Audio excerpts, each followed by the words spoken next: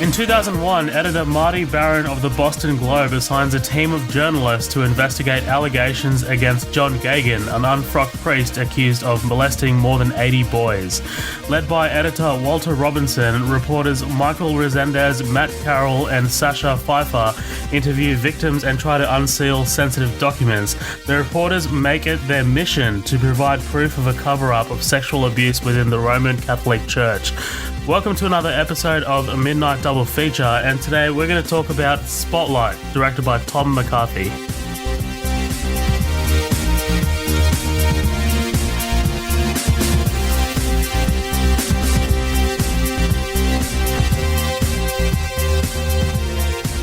Hey guys, welcome back to Midnight Double Feature. I'm your host Zoheb, and I'm here with my good mate Collin. How you doing, Collin? Hey, I'm doing all right. How you doing, bud?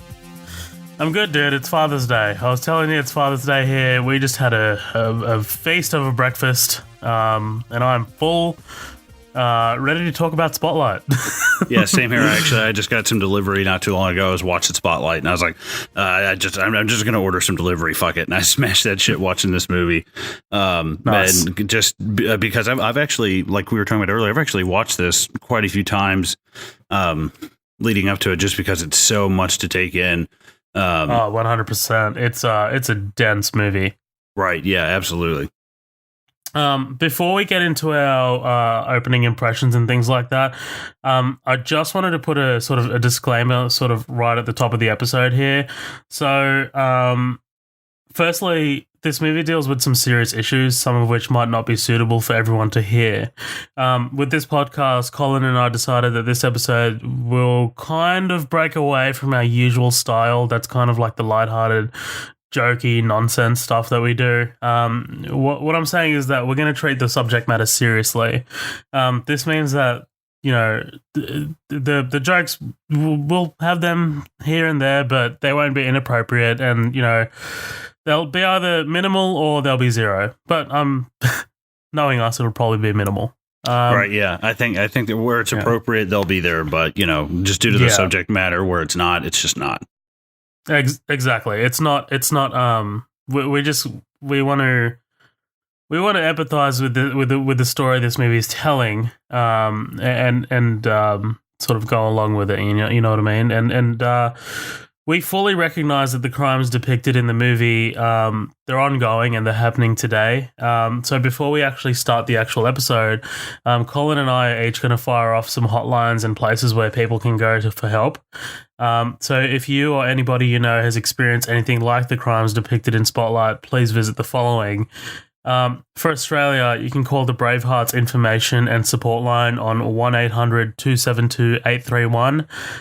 If you need any more information regarding a specific hotline in your respective state in Australia, please visit www.aifs.gov.au. Collin, you got any for yours? Yeah, here in the States, you can reach childhelp.org. That's the Child Help National Child Abuse Hotline. They're open 24 hours a day, 7 days a week, serving U.S. and Canada. If you can't contact them via the website, you can always call them at 1-800-422-4453.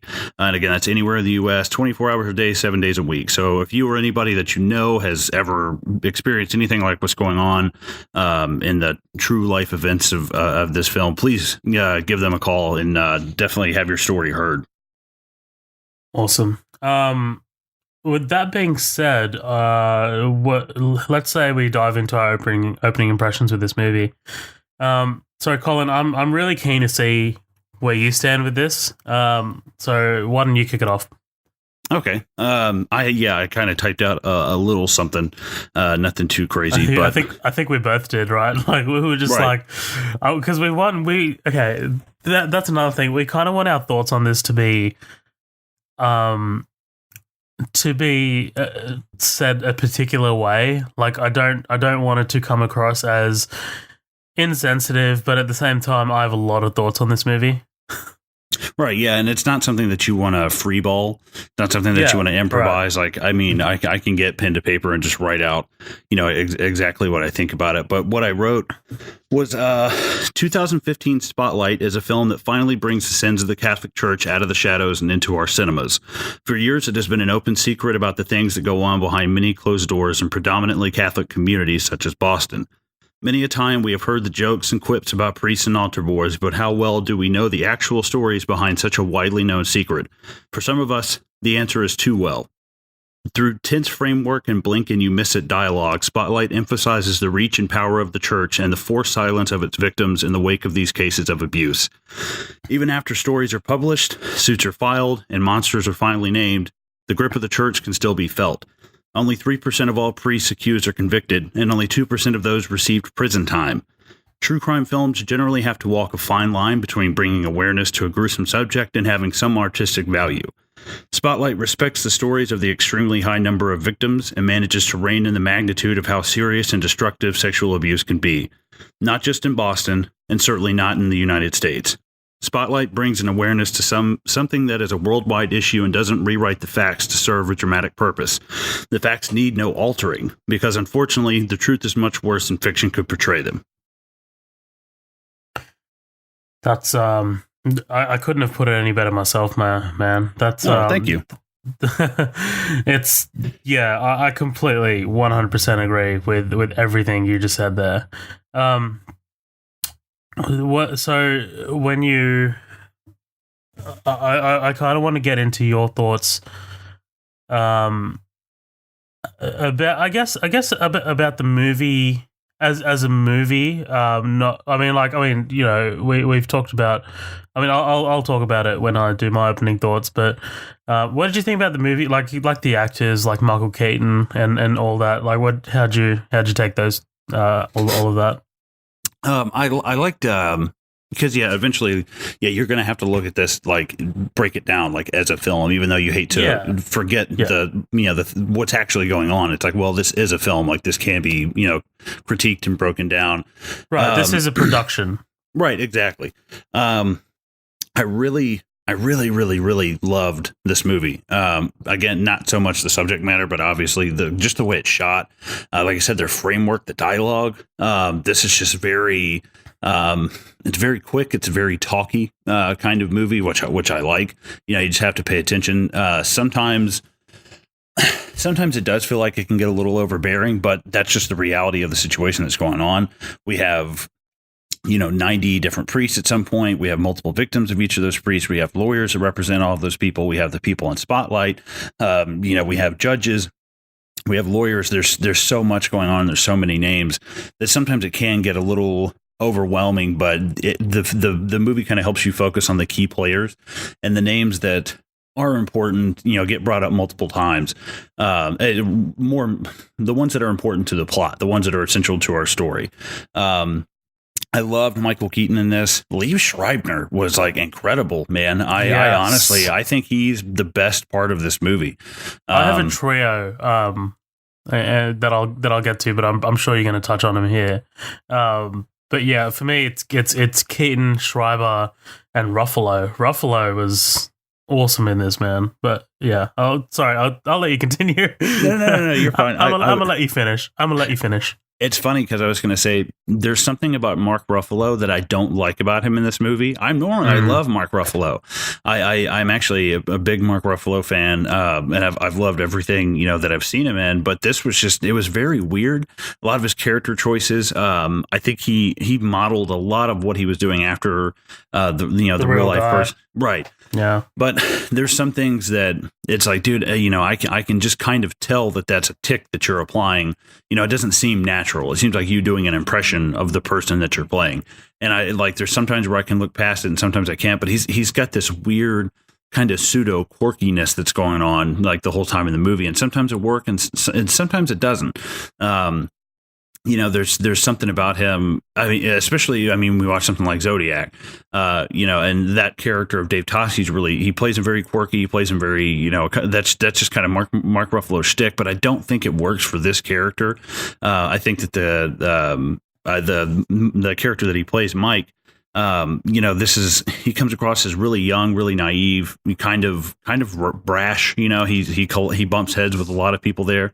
And he has a problem with authority, and I don't get that from Mark Ruffalo at all. I get this weird. He doesn't seem like that young kind of like hot cannon that's just going off.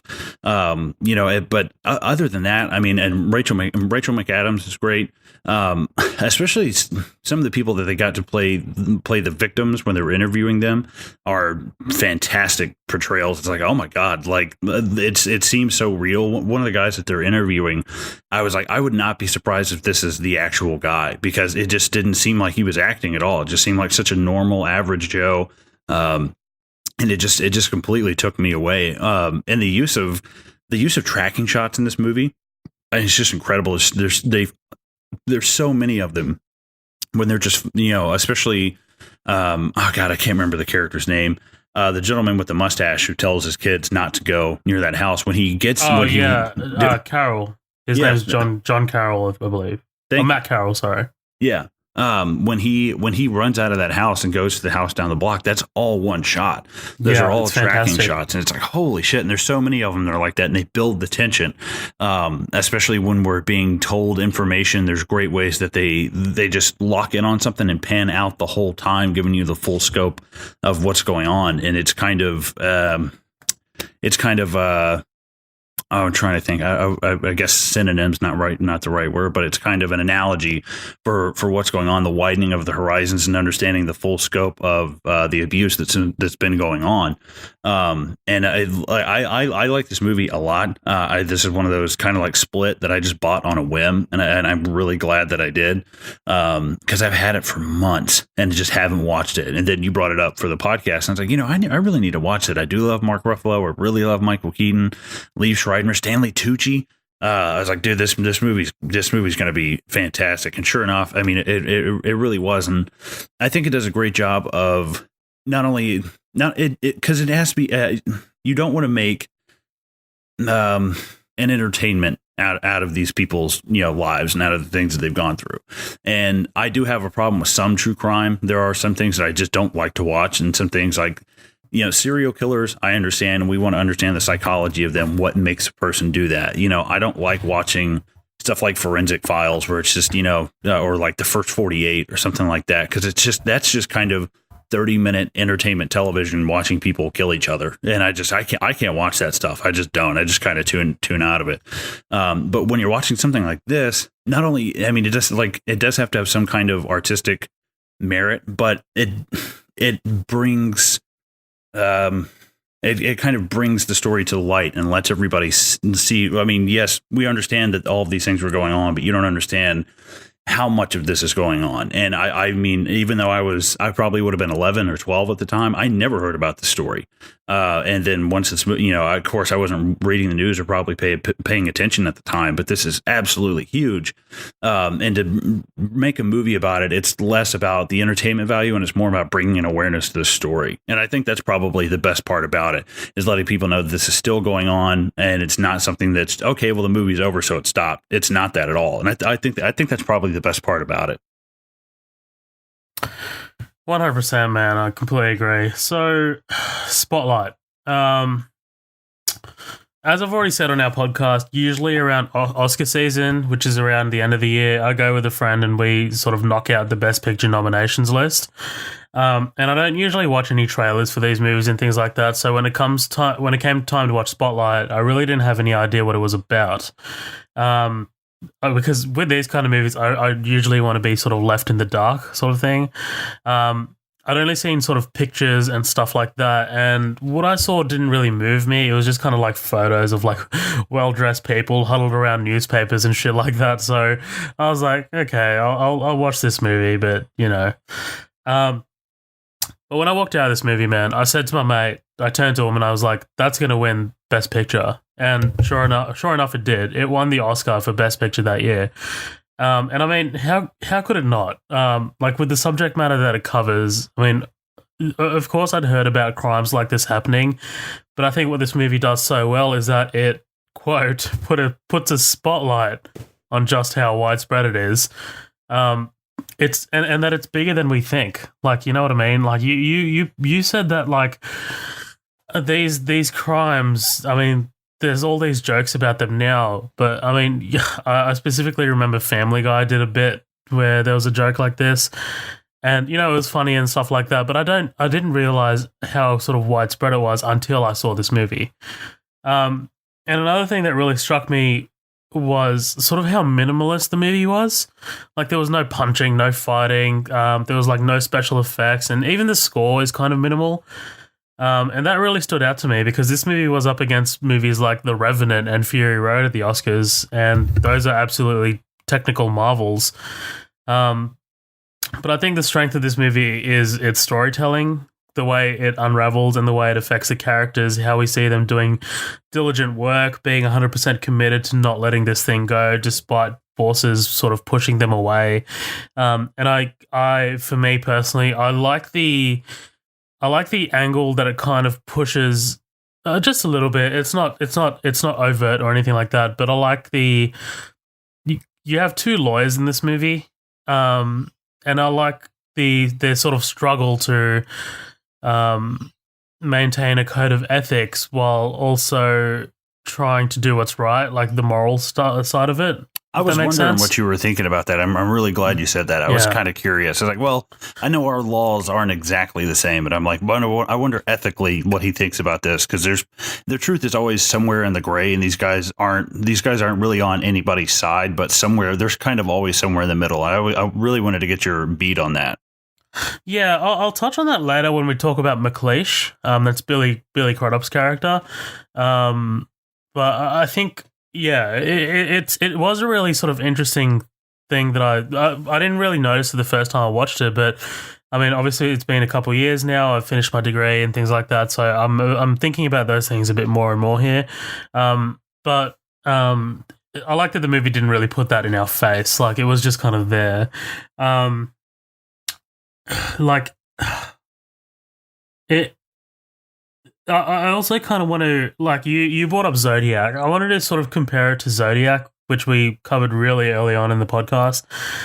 When you talk about true crime movies, because I think that's important to, I guess it's important to get out there, like why we chose Spotlight, right? I mean, I put out a special feature episode early in the week, and I had to sell you on it a little bit, and one of your sort of things was, okay, but we have to do a true crime podcast. And I was like, let's do it.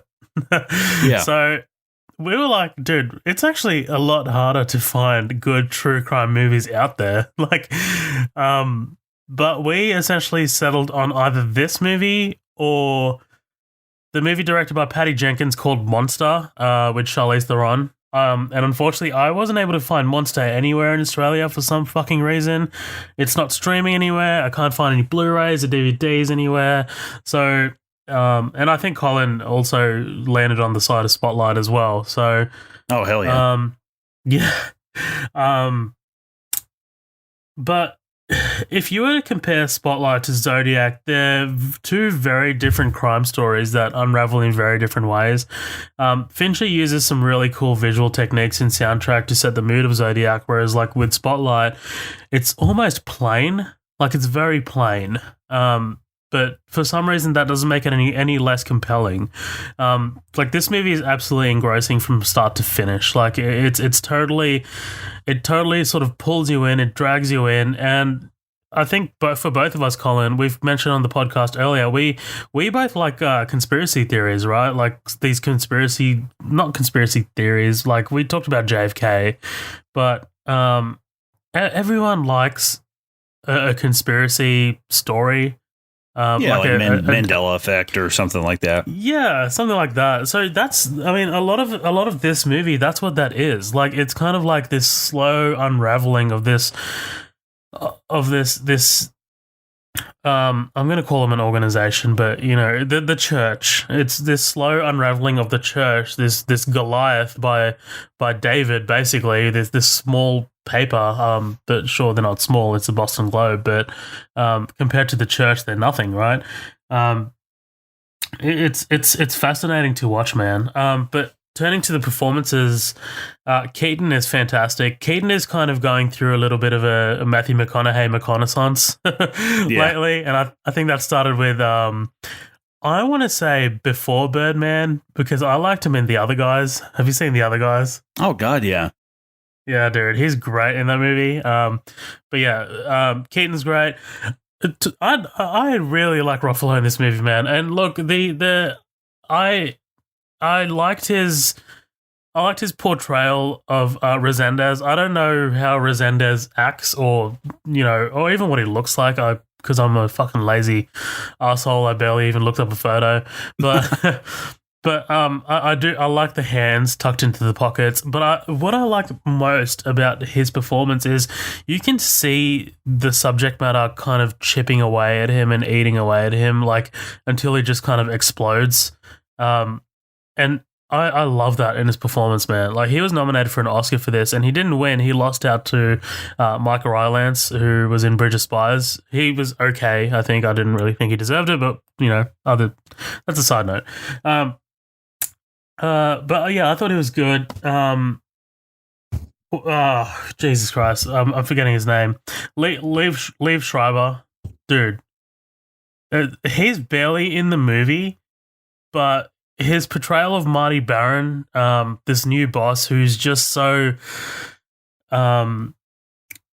he's so determined to get this story out there. Like, Schreiber's he sells that so well, that kind of aspect of Marty Baron, and it's just so fantastic, man. But I mean, there are other performances in this as well.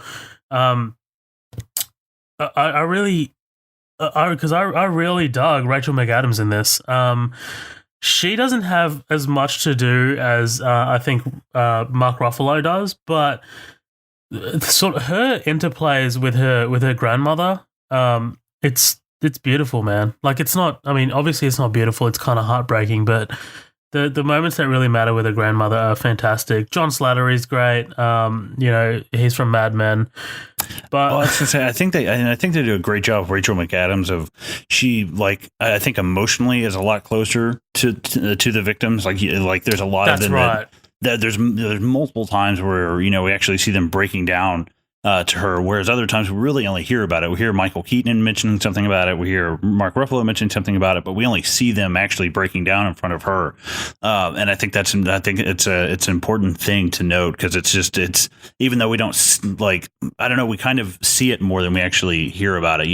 She has her great moments, especially when they're going out and just door to door interviewing people. Like, not to jump too far ahead, but when that woman shuts the door in her face, she's like, "Who are you?" She's like, "I'm with the Boston Globe." It's like, she just looks at her like, "Who the fuck are you?" Like, "I'm not talking to you. Get the fuck out of my face." I love that moment, dude. Oh, it was really good. That scene is wild.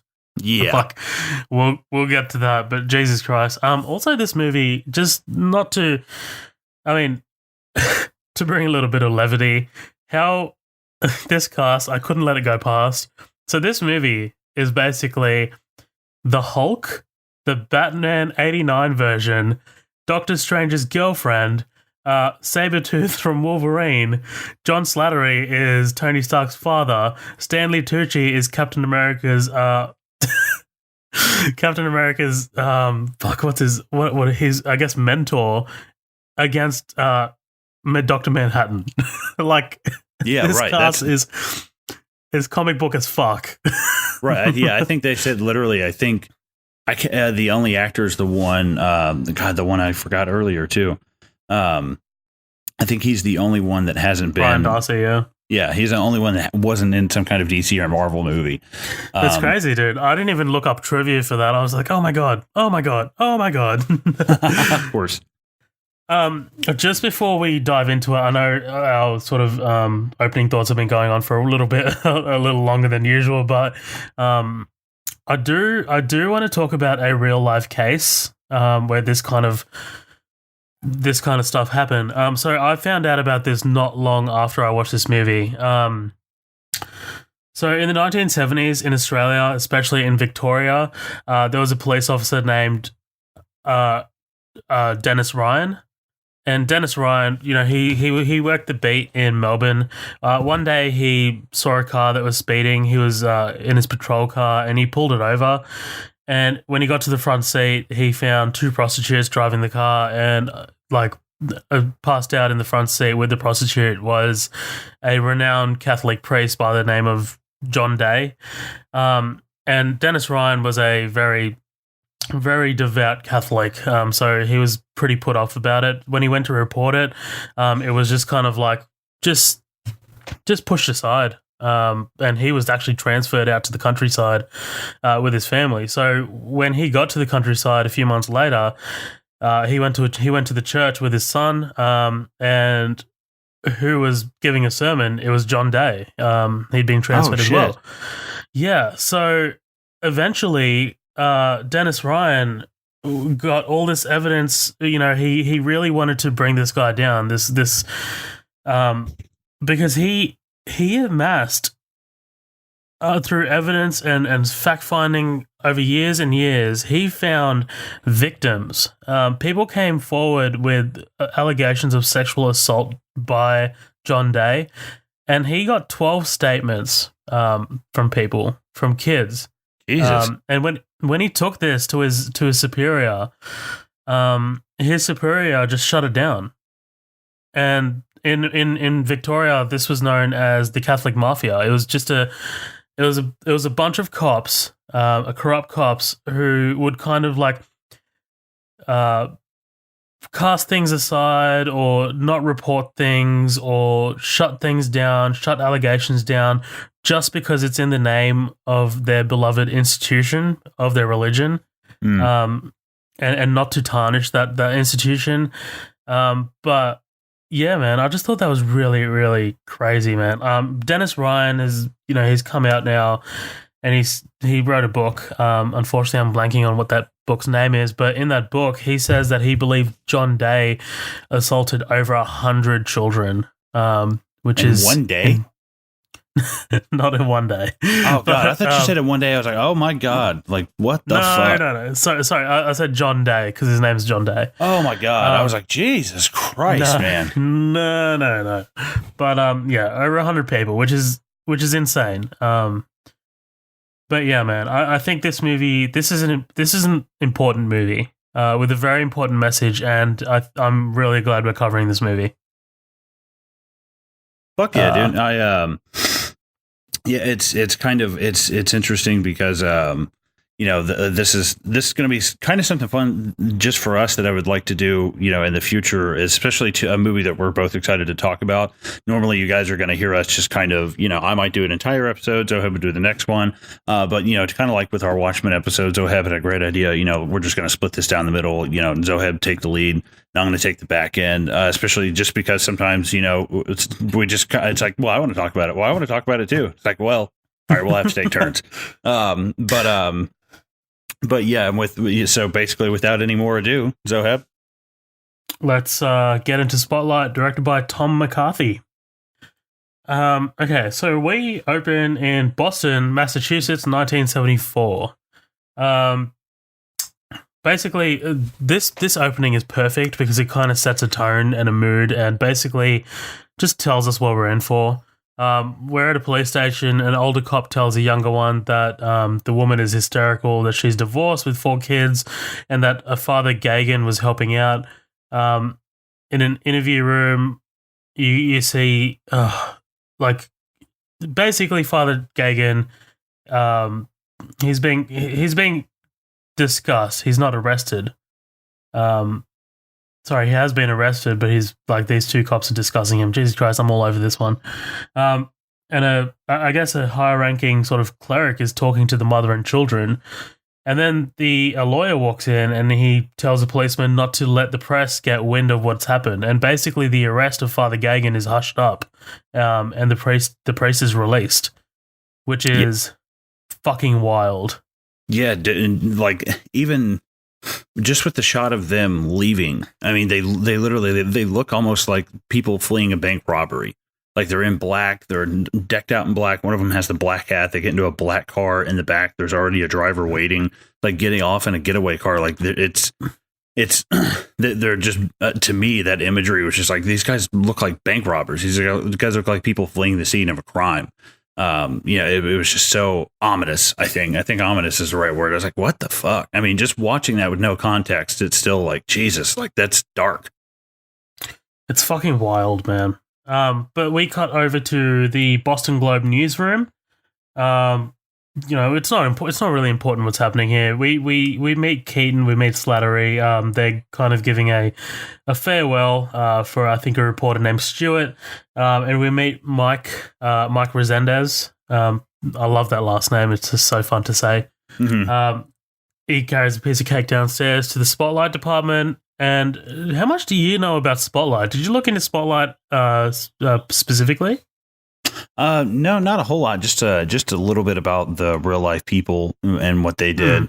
And just seeing a couple of things about them. And I read that Michael Keaton actually moved not next door, but a few houses down from Walter Robinson, and he actually creeped him out with like his impression of him. He's like, man, that's, if you were to go and rob a bank, people would think that was me. Like, he convinced the guy he was playing that he was him. I was like, oh my God. But not about the newspaper. Okay. In general, but just a little bit about the people from the team, just the real life people of the events of this movie. I did look up Spotlight because I was curious. I mean, like, whenever they mentioned their actual team, especially later with Garabedian, he's like, Spotlight's on this, and then that's when he's like, okay, you can, he gives some leeway.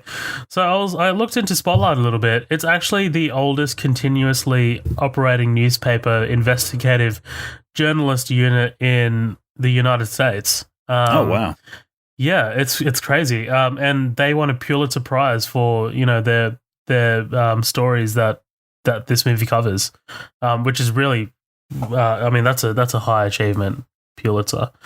But basically we meet Sasha Pfeiffer, played by Rachel McAdams, and Matt Carroll, played by Bryant Darcy. And basically, yeah, they're an investigative team for the Boston Globe.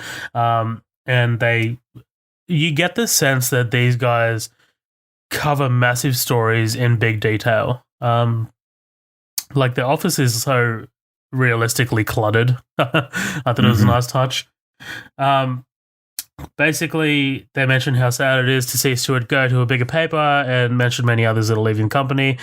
We get word that a new boss is coming on Monday, and he's said to have cut a lot of people from the paper that he ran in Miami, and they worry that he's going to phase out Spotlight. But nobody's yet met, but Robbie, that's Keaton's character, is going to have lunch with him.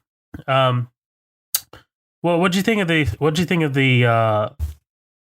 of this kind of scene? Like, just kind of like getting because this kind of basement is kind of like their home base. What do you think of that? I thought it was cool. I think it automatically paints them as underdogs. These are people that we see the vast, rooms up top and how big they are. And you see these people going downstairs, and it kind of like it almost feels like a sub-department. It almost feels like the X-Files in a way, downstairs tucked away somewhere. And all four of them kind of like sharing an office. And you get this sense of closeness from them right away. They're not like affectionate. They don't have scenes where they really don't have any scenes where they emotionally connect with each other. Everything is very business.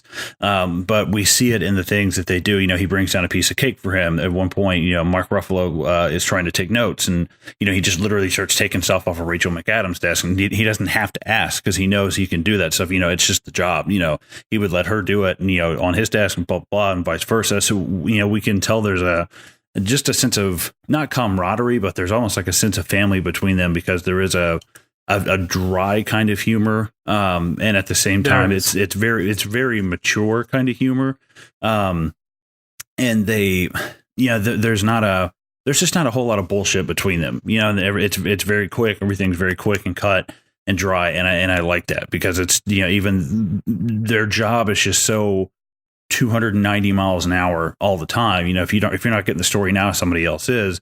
Kind of thing, that they understand the seriousness of it, and they don't get in each other's way. And I like that. I like that a lot. For sure, dude. So we cut over to the lunch with Marty Baron. Like you said, man, Liev Schreiber kills this role. For what reasons? I mean, I stated for the reasons why for me, but what about you? Why did you think Liev was good in this? It's just how quaint he is. He says so much by saying so little. He's extremely direct, but he's extremely polite. He says almost everything with like a half smile on his face all the time. He seems very wise. He seems to take a lot of things into consideration. I love, people are like, oh, well, that's an old story. He's like, okay, well, despite the fact that it's an old story, we still need to look into it. We're talking about a priest who molested 80 kids. We understand, we see his moral compass right away. He's like, okay, I understand these are old stories. I understand these are sealed documents. I understand this and that, but we need to get down to the bottom of this because we're talking about something going down in our backyard, literally right across the street from us. Like, how are we not reporting on this? He even says, I think, this would be an essential story to a small town paper, especially when it's right across the street from you. I don't know, you kind of get a sense of, even though this guy's not from around here, it's kind of crazy because in this movie, you hear a lot of people talk about, well, he's not like us. He's an outsider. He doesn't care about this town like we do. And it's like, okay, well, yeah, but he's the only one who's kind of lit the fire about this, except for a few people, the survivors group Snap, and then also Stanley Tucci's character. There's, it takes kind of like an outsider to get anything done. I like that about him right away. You get a good vibe from him. He's kind of got this. Man. He's kind of got this like sheriff coming into town, cleaning up town kind of thing. I'm so glad you picked up on that because that's literally what I was thinking as well, man. Like he's fantastic. But essentially, this meeting. I guess Keaton's character he's trying to sell him on why Spotlight is important. They just finished a story. Well, Robbie explains, it's a 4-person team does investigative reports to Ben Bradley Jr., which is Slattery's character. They just finished a story on a negligent construction site and looking for a new story. And Marty, I love his reactions to Robbie. He asks how long it takes. Robbie says it can take weeks or up to a year because they don't like to rush things. But I love Marty's sort of reaction. He's just like, without saying it, he's like, that long, huh? Marty asks what they're working on now, but Robbie tells him that all their investigation has been on the new editor since everyone is concerned about losing their job. Marty notes that this is understandable as the internet is making classifieds obsolete and they're losing revenue. Robbie asks if this is why he asked about Spotlight, but Marty tells him he has another reason. This is a great scene, but I do want to touch on the next scene a bit more. So the next scene is basically where everything kind of gets going. Robbie attends a 10:30 a.m. meeting. This is basically where Marty's first introduced to the staff. I love his introduction. He's just like, can everyone just announce their names as we go around the table, please? And he asked them if they've read Eileen McNamara's column about the Gagan case. And while this is happening, I guess, outside, Resendez, he's curious. He's a reporter, so reporters are naturally curious, I guess, why Eileen McNamara is in the 10:30 meeting.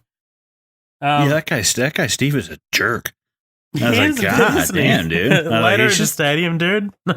Yeah, like he's just talking to you, man. Like, give him a sec. Like, Jesus. I guess it's one of those like, oh, we've worked together for so long, I'm so fucking over you kind of things. I guess so. So he tells them it's about a Catholic priest that molested many children in 6 different parishes over the last 30 years. The lawyers for the victims, Mr. Garabedian, played by Stanley Tucci, said that Cardinal Law found out about it 15 years earlier and did nothing. And the Cardinal denies this, but the lawyer claims that he has documents to prove it. He says that they should write a story on this since it's only been in their paper twice in the last 6 months. Robbie points out the documents are sealed, which I like. I like the legal part of it. Obviously, me being me. He says that they should write a story Oh, sorry. Sorry, I'm reading off my notes here. Uh, Marty tells them that they can take the church to court for access, and basically, this is like, you want to sue the Catholic Church. Yeah, that's a great way to just to summarize it right there, right off the bat. Yeah, dude, this is like what I said, man. David and Goliath, right? But oh yeah, it right away. Yeah, you kind of feel the air get sucked out of the room as soon as they mention it, and it's like, okay, yeah, we get it. You're the new guy in town, but that's not how we do things around here. Yeah, but Marty's not worried at all. He's just like, well, fuck it, we're doing this, right? Basically, we get a meeting between I'm forgetting the names already. Robbie and oh Lord, Ben. Sorry, yeah, Robbie and Ben, yeah. So Ben and Robbie update Mike on Marty's suggestion to sue for the sealed documents in the Gagan case. Eileen, who's written the article, gives them the lowdown on the people involved. And Marty suggests that Spotlight take the story since it's now an investigative report, which is cool. Just kind of, I guess, shine a light on this story, which is, I guess, why they call it Spotlight. Yeah.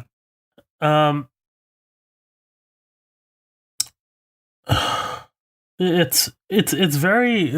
What do you think about the way this movie kind of starts? Like, it's very dry, isn't it? Like, but it's dry, but it's very compelling at the same time. Like, the colors are all muted and things like that. Like, there's nothing overly sort of exciting.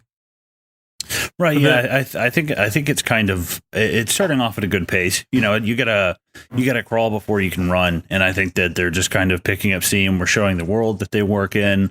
We're doing like some good world building, even though this is just kind of, because it's not like it's more almost like a political thriller than it is like something like Zodiac, which is where we have people who are literally being hunted, and you have people who are sending you letters and and things like that.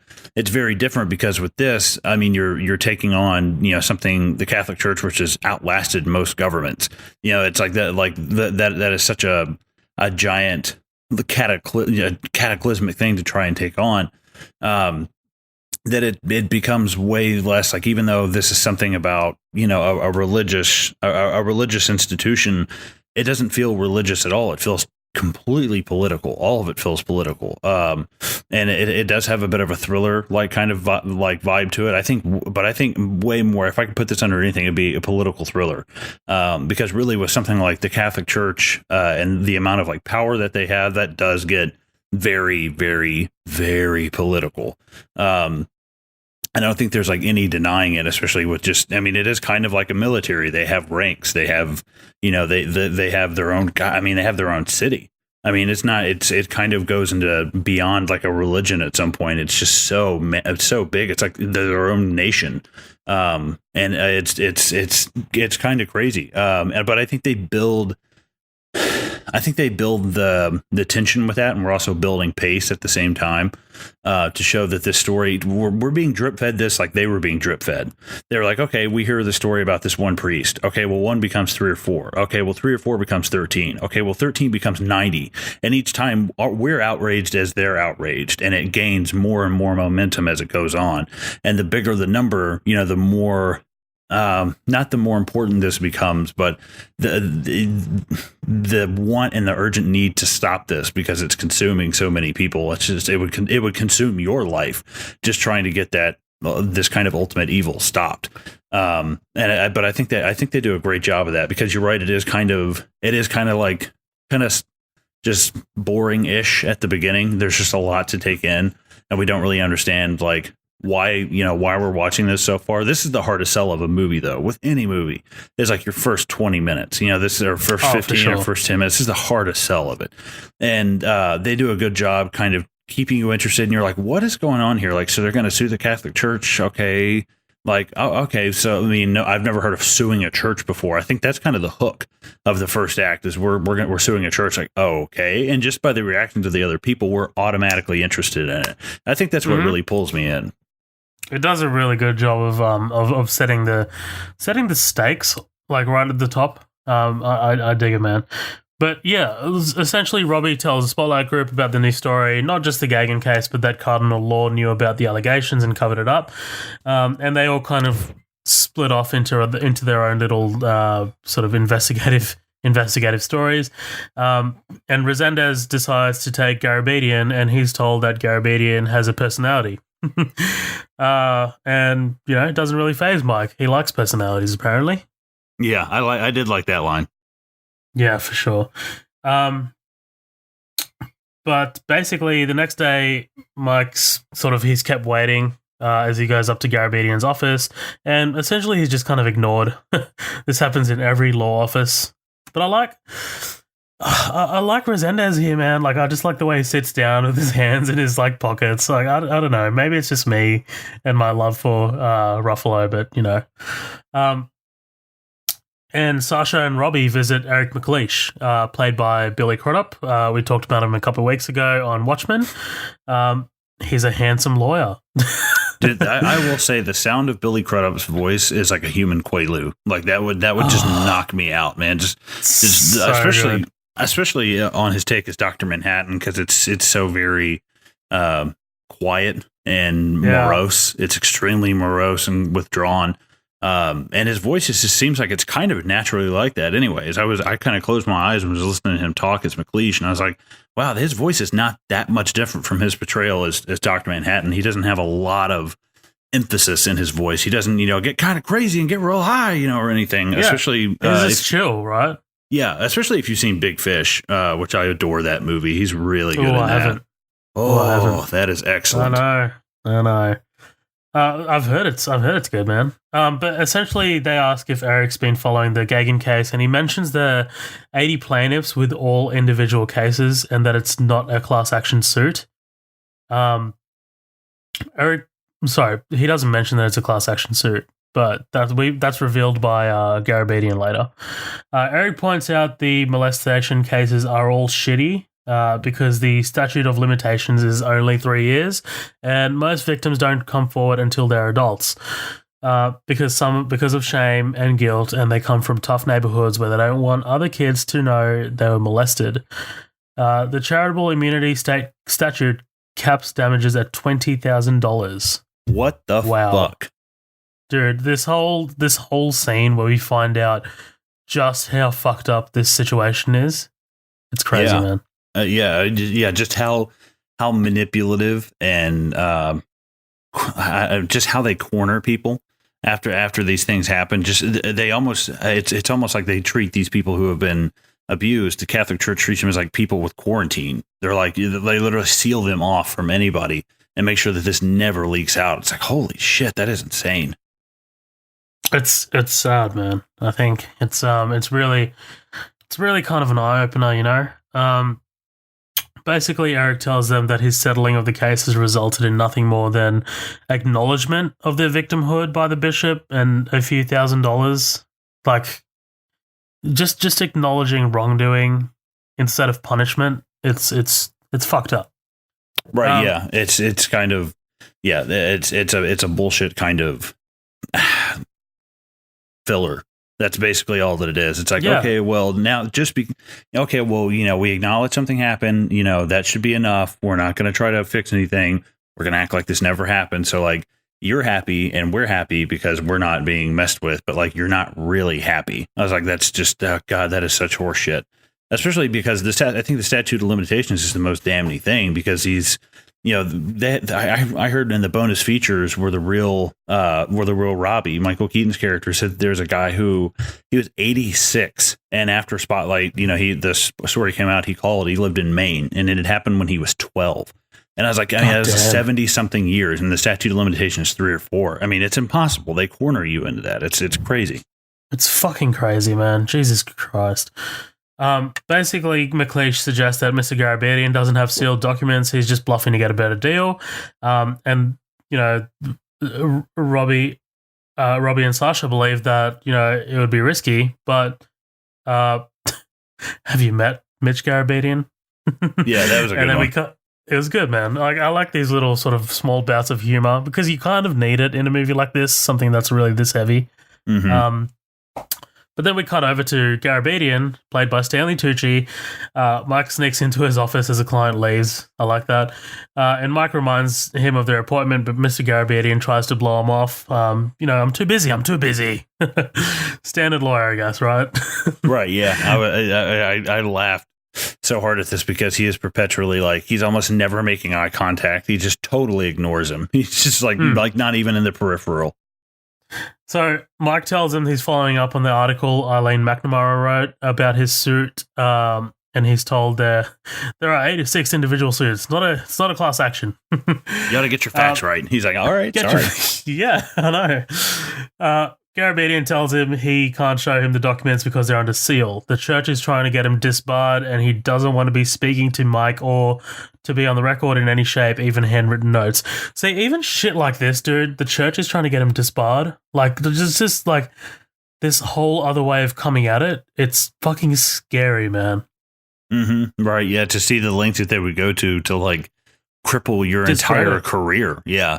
Yeah, I mean it's like it's kind of like it's like a racer wanting to beat you in a race, and instead of destroying your car, they just chop off your hands. It's like, holy fuck, like you're crazy. Like you just kind of want to go straight to the root and make sure I can never get involved with this kind of fight ever again. Like holy shit, that's going some straight for the jugular shit.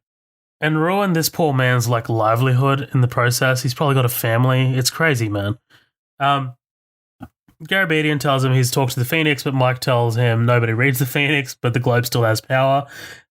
If they cover the story, it'll be read by everyone. They're just as powerful as the Catholic Church, which I don't really believe. I don't really believe the Boston Globe is as powerful as the Catholic Church, but we'll let that slide. Yeah. Mike asks if he can interview some of the victims. Garabedian tells him he needs to think about it, and he'll call him tomorrow. What do you think about Stanley Tucci? I fucking love Stanley Tucci. Anything that he's in, Same. I can remember him from Beethoven when I was a kid. I can remember him from being in Easy A when I was an adult. He's just he's a great character actor. And he's fucking fantastic in this. He's extremely anal. He does not want to waste time. But the guy would really have to have a real love for fixing these things to do this. I mean, he says that he doesn't even marry because his work is too important. He's like, I can't, my job is too important. I can't let this stuff go. And I'm like, wow, it would take a very special kind of person to pursue it to that end, to realize how important it is that these things like happen that often. You have to make sacrifices to be able to fight those things. Like that's incredible. 100%, man. Like it's fucking, it is incredible. Look, down in the Spotlight's office, a woman brings clippings on past reports regarding the case, and this is when Sasha finds out about SNAP. It's an acronym for Survivors Network of Those Abused by Priests. It's run by a man named Paul Saviano, and Matt finds a clip from the religion column that mentions another priest molesting kids in Ohio and then being moved to Boston where he did the same thing. It wasn't Cardinal Law who swept it under the rug. It was another cardinal, and they now. So this is where you kind of get the snowball that kind of like starts rolling into this massive ball. Right, they're starting to see a pattern. That these men have found molesting kids, and then they're moved to another parish pretty quickly. And we get the first mention of Jim Sullivan, who's a friend of Robbie's, who defended the priest. We get to Sullivan a bit later. What do you think about the way this kind of escalates? Like you go from Snap. And then eventually you meet Saviano. We'll get to Saviano soon, but yeah, what do you think? Well, it's kind of it's like what you said. It's perfect. It's kind of a snowball effect. We hear about one thing, and as soon as we hear one thing, we're kind of introduced to another. Like another incident that might be coming up. And I think it's I think it's worth noting also Phil Saviano. Is that his name? Is that how you say that? Yeah, Phil Saviano. Saviano. The actor that got to play him is identical to the real. The actor's name is Neil Huff, but really? Dude, I saw some. They have a picture on the left, picture on the right. The actor who portrayed him and the real person in real life, and his was astonishing. I was like, wow, that was like some of the best, some of the best like real world casting that I've seen. I was like, holy shit! Out of anybody in this movie, that guy looked flawless, like just like his character. But this is still the wheels are still slowly like churning, and we're still trying to get still trying to get our bearings, and figure out exactly where it is that our mystery is going to take us, because you and I know what's going on, but seeing this first time, it's like, well, why do we, I get it, this is a terrible thing, but like, why is this whole movie just about one priest? And that kind of gets your attention, like what could this, I mean, it's a 2-hour long movie. If this is about one priest, it's going to be one fucked up priest or 1,000 fucked up priests. Then that's the crazy part. You don't know how crazy it's going to get, really. So it's good. It's still chugging along. It's still gaining momentum. And I like as the scenes go on and we're showing, Rachel McAdams in church with her nana, and we show Liev Schreiber reading the paper in a coffee shop, and Mark Ruffalo running around. There's almost always a church somewhere in the background, and anytime yes. We're outside, it's like, dude, it's like the fucking Eye of Sauron. Like the thing is always looming, like it never stops, and like you just feel like 1984 Big Brother kind of shit. It's like, dude, get the fuck away from me, like, especially when they're doing the door knocks. When they're knocking on the doors to try and see what the go is. There's this amazing kind of like zoom out, and like you just see the church just kind of looming over this house. Oh my god, it could be a poster. Like, it's fantastic. Let's move on to this sort of meeting between Marty and Cardinal Law. So we meet Cardinal Law for the first time, and Marty. The Cardinal Law says he looks forward to working with the Globe, and when Marty tells him they're best to perform without the church's influence, the Cardinal mentions how another paper lost a lot of subscribers when the church disagreed with their stance on the topic. And later, a secretary comes and gives Marty a gift of the Catechism, which is fantastic. Also, Marty, I'm pretty sure Marty's Jewish as well, right? Right, yeah. I was going to say, no, I'm not Catholic. I don't really know a whole lot about Catholicism, but like, did you go to a Catholic school? I did, but I didn't learn shit. Okay, yeah. Well, that's the important part. I'm glad he didn't. But what is that book that he gives him? I wasn't 100% sure. The Catechism. So I think it's just kind of like look, I don't fucking know. All I know is that Marty's Jewish. And it's just kind of like, I kind of see it as like a bit of a fuck you, a bit of a slight. Right, yeah, because he knows. He even calls it a guide to Boston. Like you're in our backyard. Like that's kind of what he's making him feel like. It's like, what the fuck? Yeah. Did you get the church's response to this movie? No, actually, I did not. Okay, so I mean, all I could find was. Okay, so Cardinal Sean O'Malley of the Archdiocese of Boston issued a statement, and he stated that the media's investigative reporting on the abuse crisis instigated a call for the church to take responsibility for its failings and to reform itself, to deal with what was shameful and hidden. Basically, publicly, look, I don't know about sort of single churches here and there, but publicly the church is embracing it. They called it a generally accurate chronicle.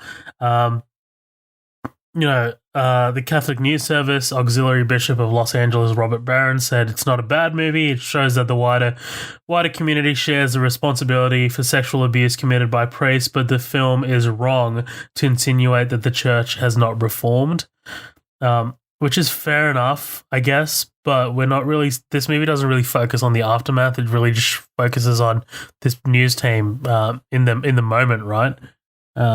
Right. Yeah, I think that I don't know. Yeah, it's kind of hard to to talk about any kind of like, basically he's saying that like, the film doesn't paint them in a good light or give them the opportunity to reform. Is that basically what he was saying? Yeah. Well, yeah. I mean, it's been going on for dozens of years. This is not something that just like comes to a grinding halt. Like it still happens, dude. Like, it's kind of ridiculous for you to be, well, come on. I mean, we've recognized our problems. Like, dude, I mean, you literally started the fucking Crusades. Like, I mean, there's so much shit to like atone for in the Catholic Church, and like, believe whatever you want to believe. I don't have any problem with like individuals and their belief systems, but when it becomes like an organized religion, like I do have problems with certain things, and especially like the Catholic Church, which like if anybody wants to have that conversation outside this podcast, I'll totally have it with you. But just like, this isn't a political show, and I'm not going to get religious at all. But it's not something that I'm necessarily a fan of, and I think it's crazy to kind of try and ask for that. I mean, to even remotely consider the fact that, there should be some kind of, hey, well, cut us a little bit of slack. I'm like, are you fucking serious? Like, really? I mean, I'm honestly, I can't believe he even said that.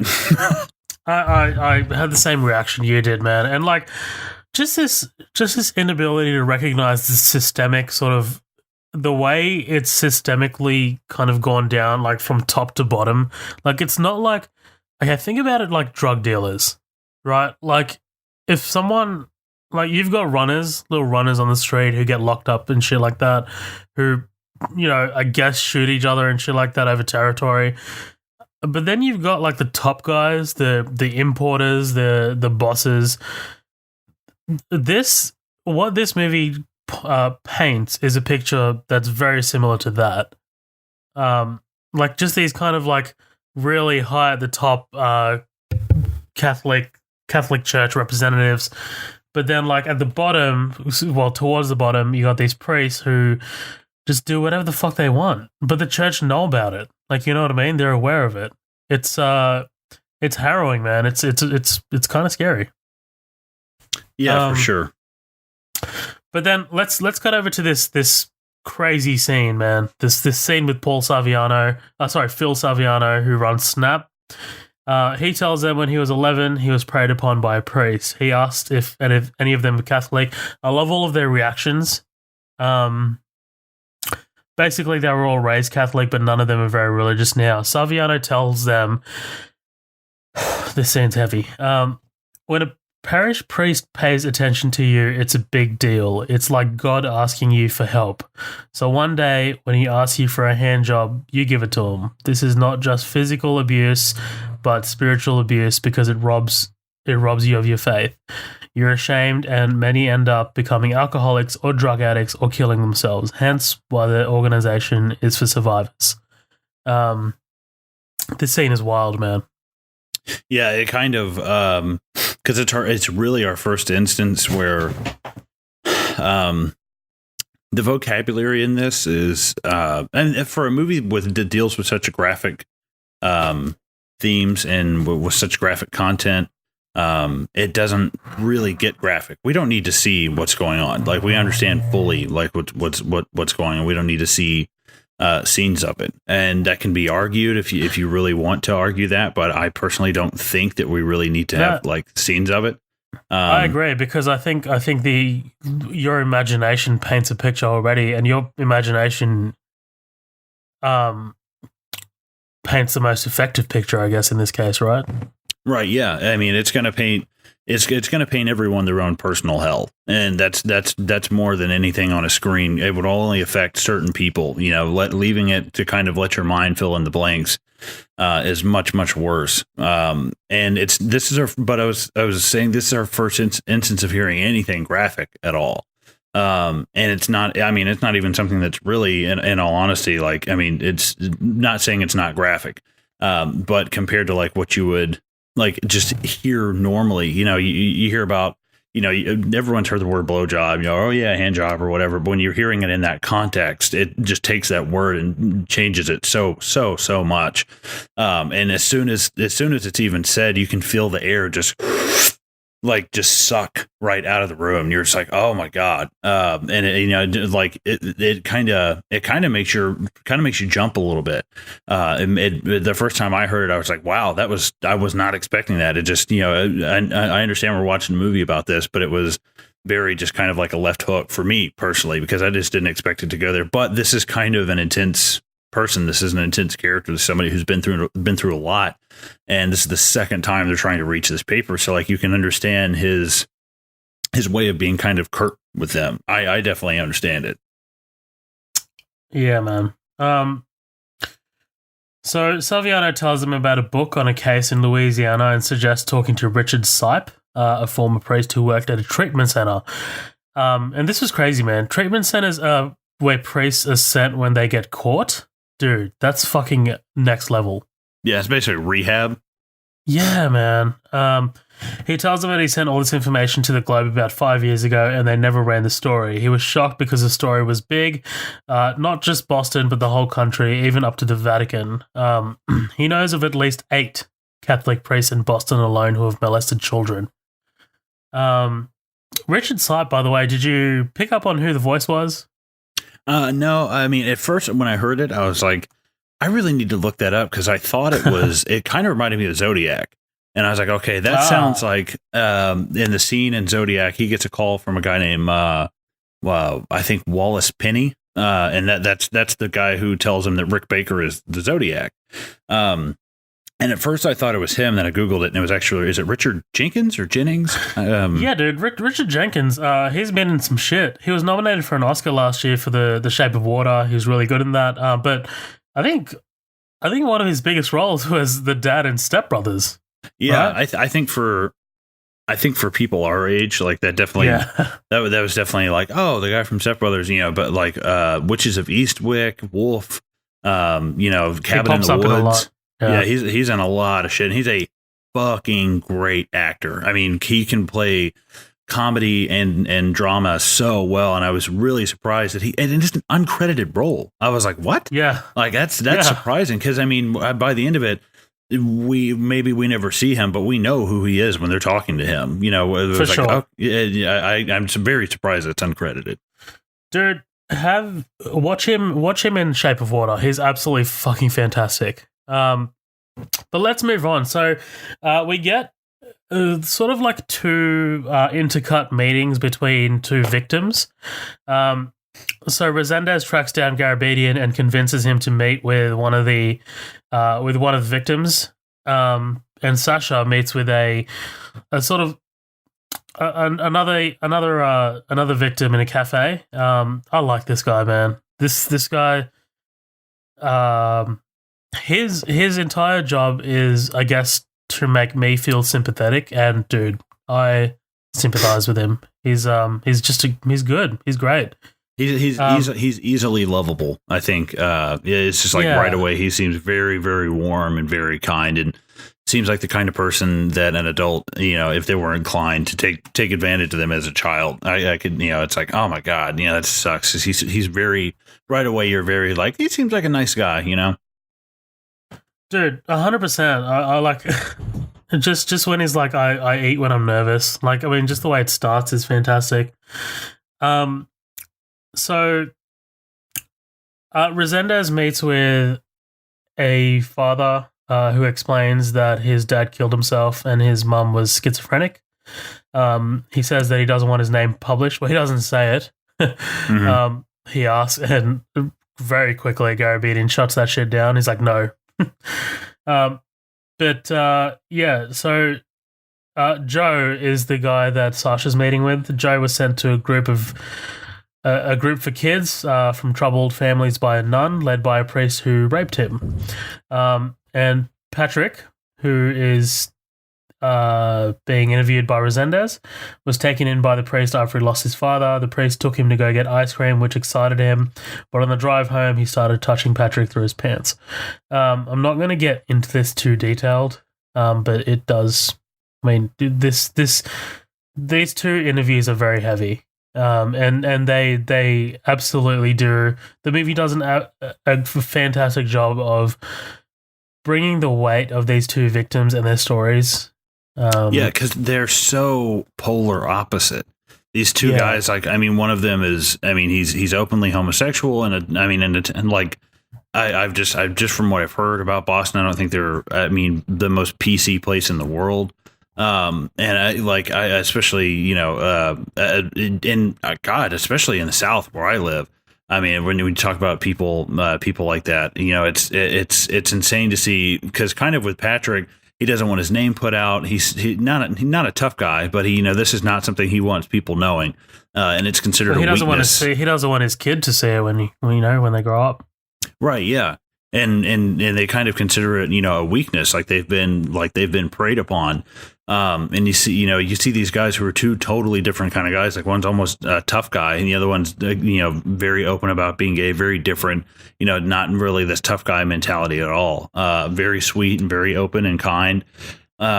But I think the thing that ultimately really sucks about the scene that I think they left out of the movie was once they actually do have their conversations, you know, and Patrick gets up and he's like, "You can use my name." And Mark Ruffalo, you know, thanks him, and he's like, "You don't have to thank me. Just, you know, get these assholes, will you?" Stanley Tucci turns, he's like, "He's one of the lucky ones. He's actually alive." He actually, I don't know, at the time that they were obviously talking with him, he was, but I think he overdosed about a year later. From what I read, he actually died. I think he was like 29 or 30. You know, he's not much older than I was. But yeah, I'm sure the movie knew that, and that's why there's the reference, you know, of the track marks in the arm. But yeah, I think they said about a year or two later, he ended up, it was accidental overdose. That's fucking crazy, man. Right. Yeah. And it's just, man, yeah, absolutely nuts. And when you know that, it brings a lot more, like, it brings a lot more weight to that scene, especially the second or third time I watched it. And I was like, God, that's just like, it's almost like crazy foreshadowing, seeing the track marks, and he's one of the lucky ones. He's alive. You know, I was like, I feel like it was kind of a bit of foreshadowing there. That's heavy, man. Later that night, Sasha asked Joe if his mother ever hired a lawyer, but he said that he only went to a lawyer for the first time a few years ago and was told that he could only get a small settlement. Sasha asked who the lawyer was, but he can't remember the name, only that he was handsome. And then Sasha realizes the lawyer was Eric McLeish, with who they met earlier. Crazy reveal, man. It's crazy. This just this. Oh, it's heavy. I can't overstate how fantastically well this movie does those two sequences. You know what I mean? Just adding to the weight of everything, and just how important it is for these victims to kind of get their stories out. I absolutely applaud this movie for doing that, I think. Yeah, absolutely. It's kind of like you said. This is earlier with our scenes with Phil are, you know, kind of graphic, but I think it's almost just kind of warming us up to what we're going to have to hear for the rest of the movie. They do a good job of not making things bearing the lead. Right, yeah, they're kind of like revving up to this, and like you said, we kind of see the scope and the scale of these two very different people, you know, being affected and preyed upon in like similar situations. It's crazy. They treat it really well, and they, you know, it's, again, this is something that it's way more informative. True crime. It's not, you know, with Zodiac. I like Zodiac because it's someone who hasn't been caught. You know, I like something like this because there's still people who have not been caught. You know, there's things I can't watch, Forensic Files or First 48, you know, or, you know, they try to make these real world murders seem like Scooby-Doo, where, you know, we find out who the bad guy is at the end. And I hate watching those things. It's just kind of like watching human misery. But when it's something you can help or you can affect or you can bring awareness to that's still currently going on, that's when it kind of, I feel like it's acceptable. And this movie does a great job of that, of bringing the awareness to it, like right away, and being, you know, the awareness of the different people, you know, and like Phil says earlier, you know, that there was a woman in their group. It's not just men, you know, there's men, there's women. They didn't discriminate, right? Right, if they don't discriminate, it's fucked up. Dude, Yeah, I think you really hit the nail on the head. Like this isn't something that you can. The only thing you can do is raise awareness because this isn't something that can end. I don't foresee this ending, unfortunately, which is a really grim thought. As much as I'd like for this to end, it's just it's it's in the organization, and it's probably going to keep happening, unfortunately.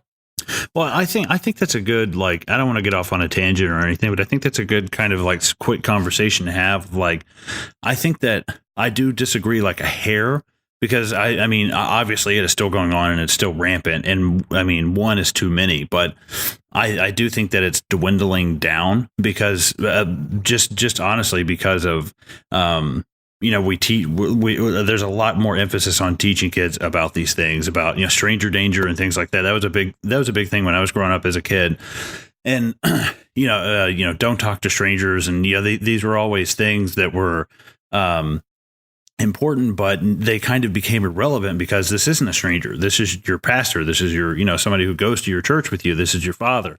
But now when something like this comes out, it brings a whole other kind of like awareness back to it. And what I don't know what I like about it is the fact that it's kind of taking that thing of it is dwindling it down strictly because of the fact that we're educating. We understand, I've explained it to kids like of consent and what isn't and isn't consent. Obviously there's a lot more awareness about that going on, especially with the Me Too movement and everything going on in Hollywood. There's a lot of attention on that right now. And I think that's why, this movie kind of, not flourished, but it was a good time for it to come out. It was socially relevant. And, I think that that's definitely a big deal. I'm not saying that it's, I could absolutely be wrong. It could be just as much as it was in 2001, what's going on. But I know if I were a priest and I were doing these things and people were getting caught, I couldn't imagine just to keep barreling through it. I'm sure it's had some effect on what's been going on. Maybe that's just the optimistic side of me. I don't know those numbers, but I hope, that at least it's had some effect on what's going on. I think I somewhat agree with you, but I think I'm taking the more sort of pessimistic side of things here. I think there's always going to be broken children out there who come from broken homes and have nowhere else to sort of look up to. And then they'll find this sort of father figure, someone who, opens their arms to them and gives them whatever they want, a voice, just someone to lean on. And then there's just going to be people who prey on that. I think unfortunately it's a very human, a terrible human thing. And it's just going to keep happening. The best thing we can do is warn children. That's it. Right. Yeah. But that's just me. But yeah, look, basically Mike gets in contact with Sipe, the former priest, on the phone. And Sipe basically blows this case wide open, right? He fucking smashes he's kind of the one who puts the hammer and the nail up there and really gets the first pound of it in. Right, and I think Sipe, it's interesting that Mike gets in touch with Sipe because I think Sipe, the way Sipe explains things to Mike puts Mike on edge even just a little bit more than the other characters, and that's why I think Mike kind of blows up the way he does. Maybe. I don't know. But essentially Sipe just says it's not just a few bad apples molesting kids, but that it's a psychiatric phenomenon. Mike explains to Robbie later what he was told, that they target kids from low-income families with absentee fathers in need of attention. They don't target boys because they're gay, but because their actual sexuality has no basis in molesting kids. It's a form of power control. Sipe has learned of dozens of molesting priests over the years, but when he went public, the church smeared him. That's fucking crazy, man. But then after this, Mike and Robbie go down to the basement where Matt's pulled the annual directories listing all the priests in Boston. And the directories show essentially where every priest is in a given year. In one directory, the Father Gagan, who was arrested at the start of the movie, he's listed as being showed as sick leave. Um, and they checked the 91 directory for the year. Another priest was accused of molestation. He's also listed on sick leave. And basically they realized that this is an official designation by the church when someone is being moved after being caught molesting kids. And essentially this is how you can kind of start a list, right? Right, yeah. Basically, they're looking for anyone who was on, because sick leave, that's not an official designation. That doesn't make any sense. You don't like that. That's very, very, very odd, especially, for it to happen in the relative same amount of time as these accusations. It's not a coincidence. Right, 100%, man. But following this, Sasha and Robbie go back to Eric McLeish, who won't talk about the cases he settled against the priest that molested Joe.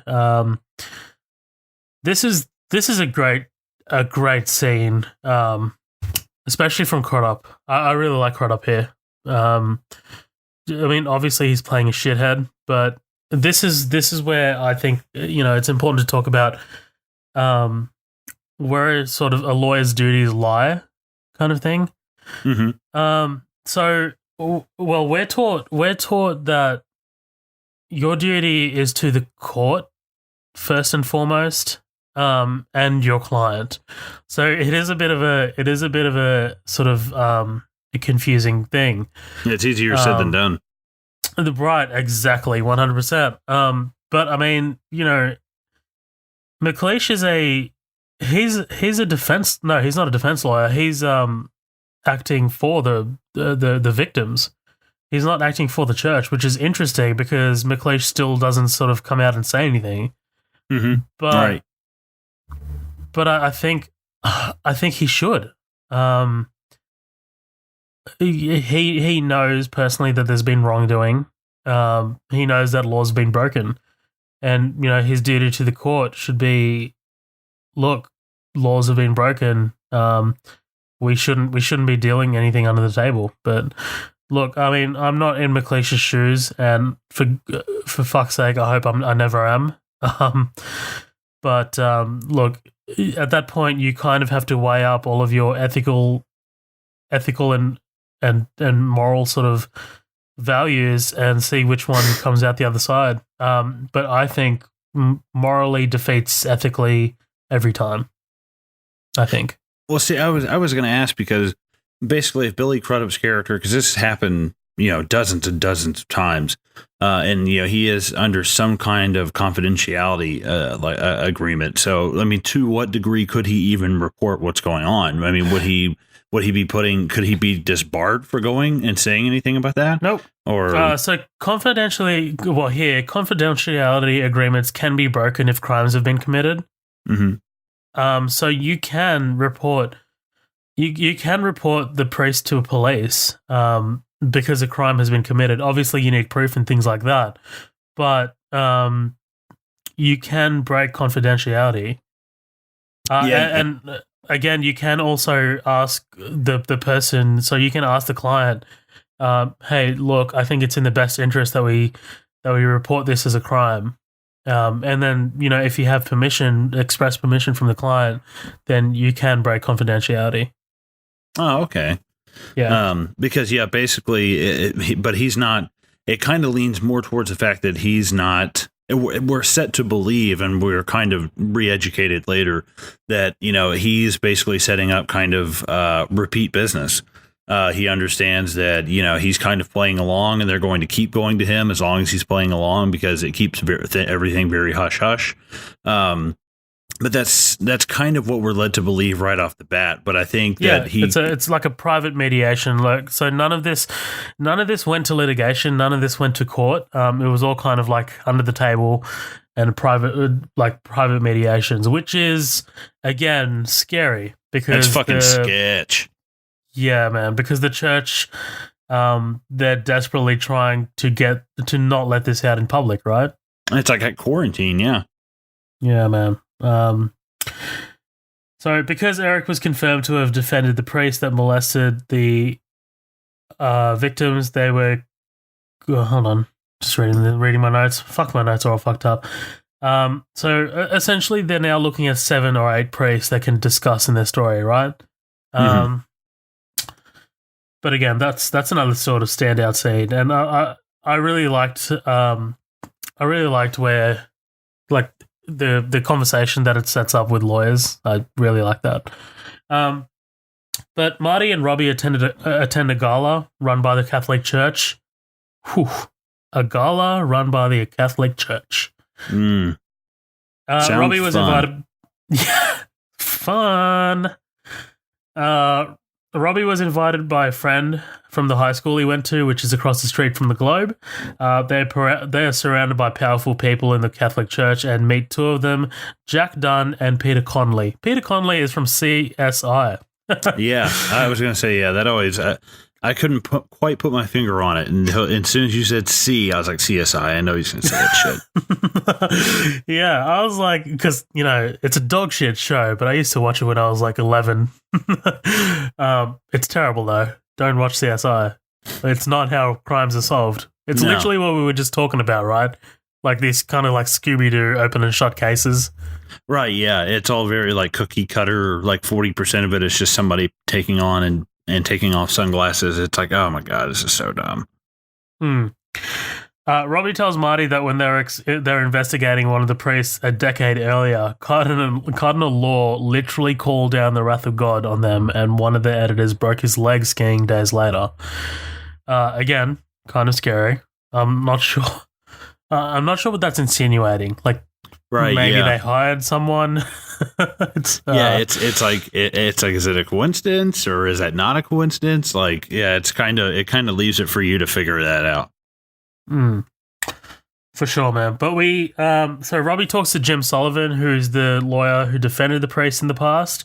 And Robbie asks how many priests Jim has represented, but Jim says he can't answer that because it's unethical. Robbie tells Jim that he should want to be on the right side of this, which is 100% correct. Oh yeah, right? Yeah, absolutely. It's kind of save some face, Right. It's like, I understand you're just doing your job, but at the same time, like this guy Jim Sullivan is played by Jamie Sheridan. If anybody who's ever seen The Stand, the TV miniseries that came out with Molly Ringwald and Gary Sinise, he was Randall Flagg in that, and he was really, really good. I noticed him right away because I haven't seen him in shit in years, but I mean, he's a great actor. But yeah, essentially, I mean, he's kind of in the same boat as Billy Crudup, right? It's like, well, I'm doing my job and I can't break these things. It's like, yeah, but I mean, 1 or 2 times I understand that, but this has happened several dozen times. And,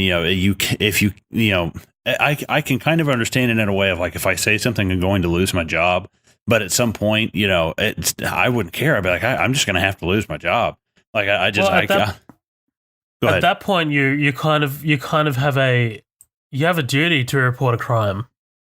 Mm-hmm, like, you know what I mean? If you're the defense lawyer, you don't want to hush it up. You have a duty to report a crime. Like, seriously, that's your duty to the court. And I know that's how things run here. I'm not sure in America, but I'm sure it's the same.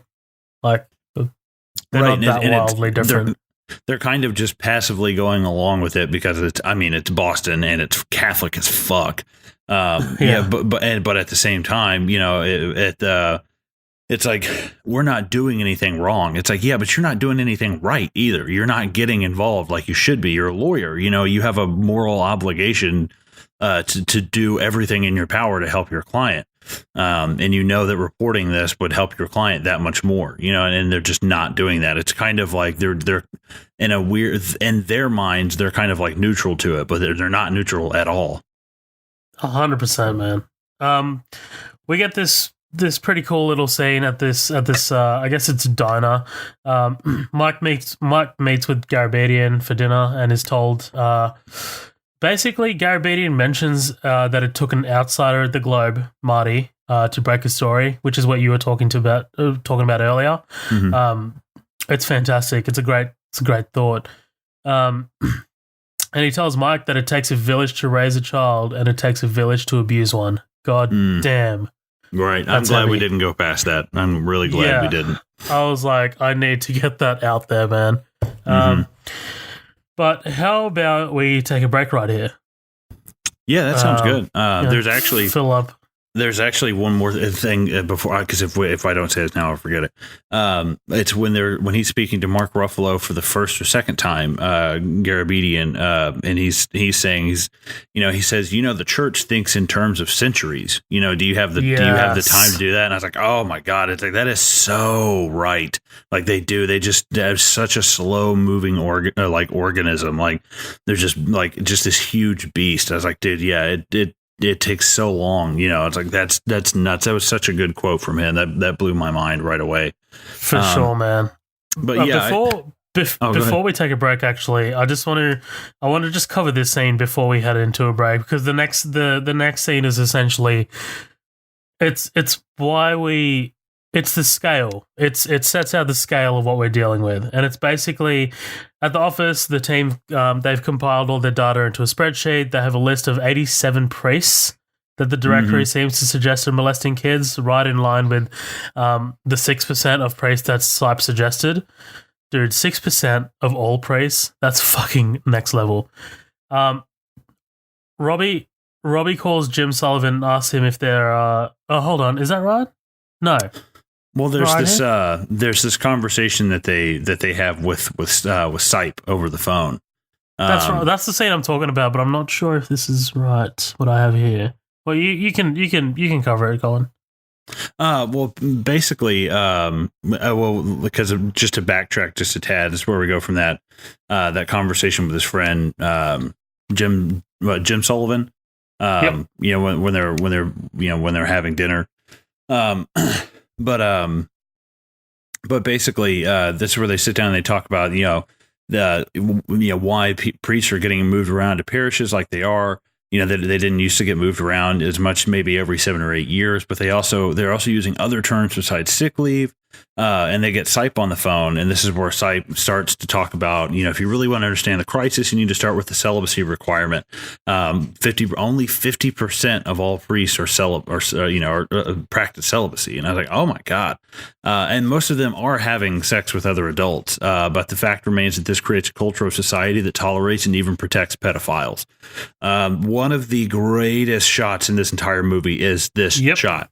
It is cinematography at its fucking best. We're so close up on that phone, and as he's hitting us with more and more revelations, and as he's hitting us with that, we're pulling back. We're getting the full scale, much like we're getting the full scale of how much this is actually.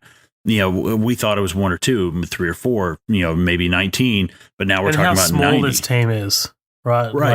Right, yeah, and it's pulling back, and we're kind of showing. It's very symbolic of how much we think we know, but this is really what's going on, and it's all one shot. And this is where they talk to him and say, we think we have 13 priests here. Does that sound right to you in terms of scale? And he just says, no, not really, Robbie. It sounds low to me. And I was like, holy shit. My estimates suggest that 6% act out sexually with minors. Say there's 1,500 priests in Boston, 6% would be 90. And that is just a fucking bomb that goes off in the room. I mean, it's so quiet. Literally, Sipe has hello. He loses them for a minute. That is such a fucking just a great bomb that goes off. But I say we pause right here. We'll be back after the break. We're going to grab something to drink, refill our coffees. But we'll see you guys on the other side. I know there's things you cannot tell me, but I also know there's a story here, and I think everybody will hear about it. Do you think your paper has the resources to take that on? I do. Do you?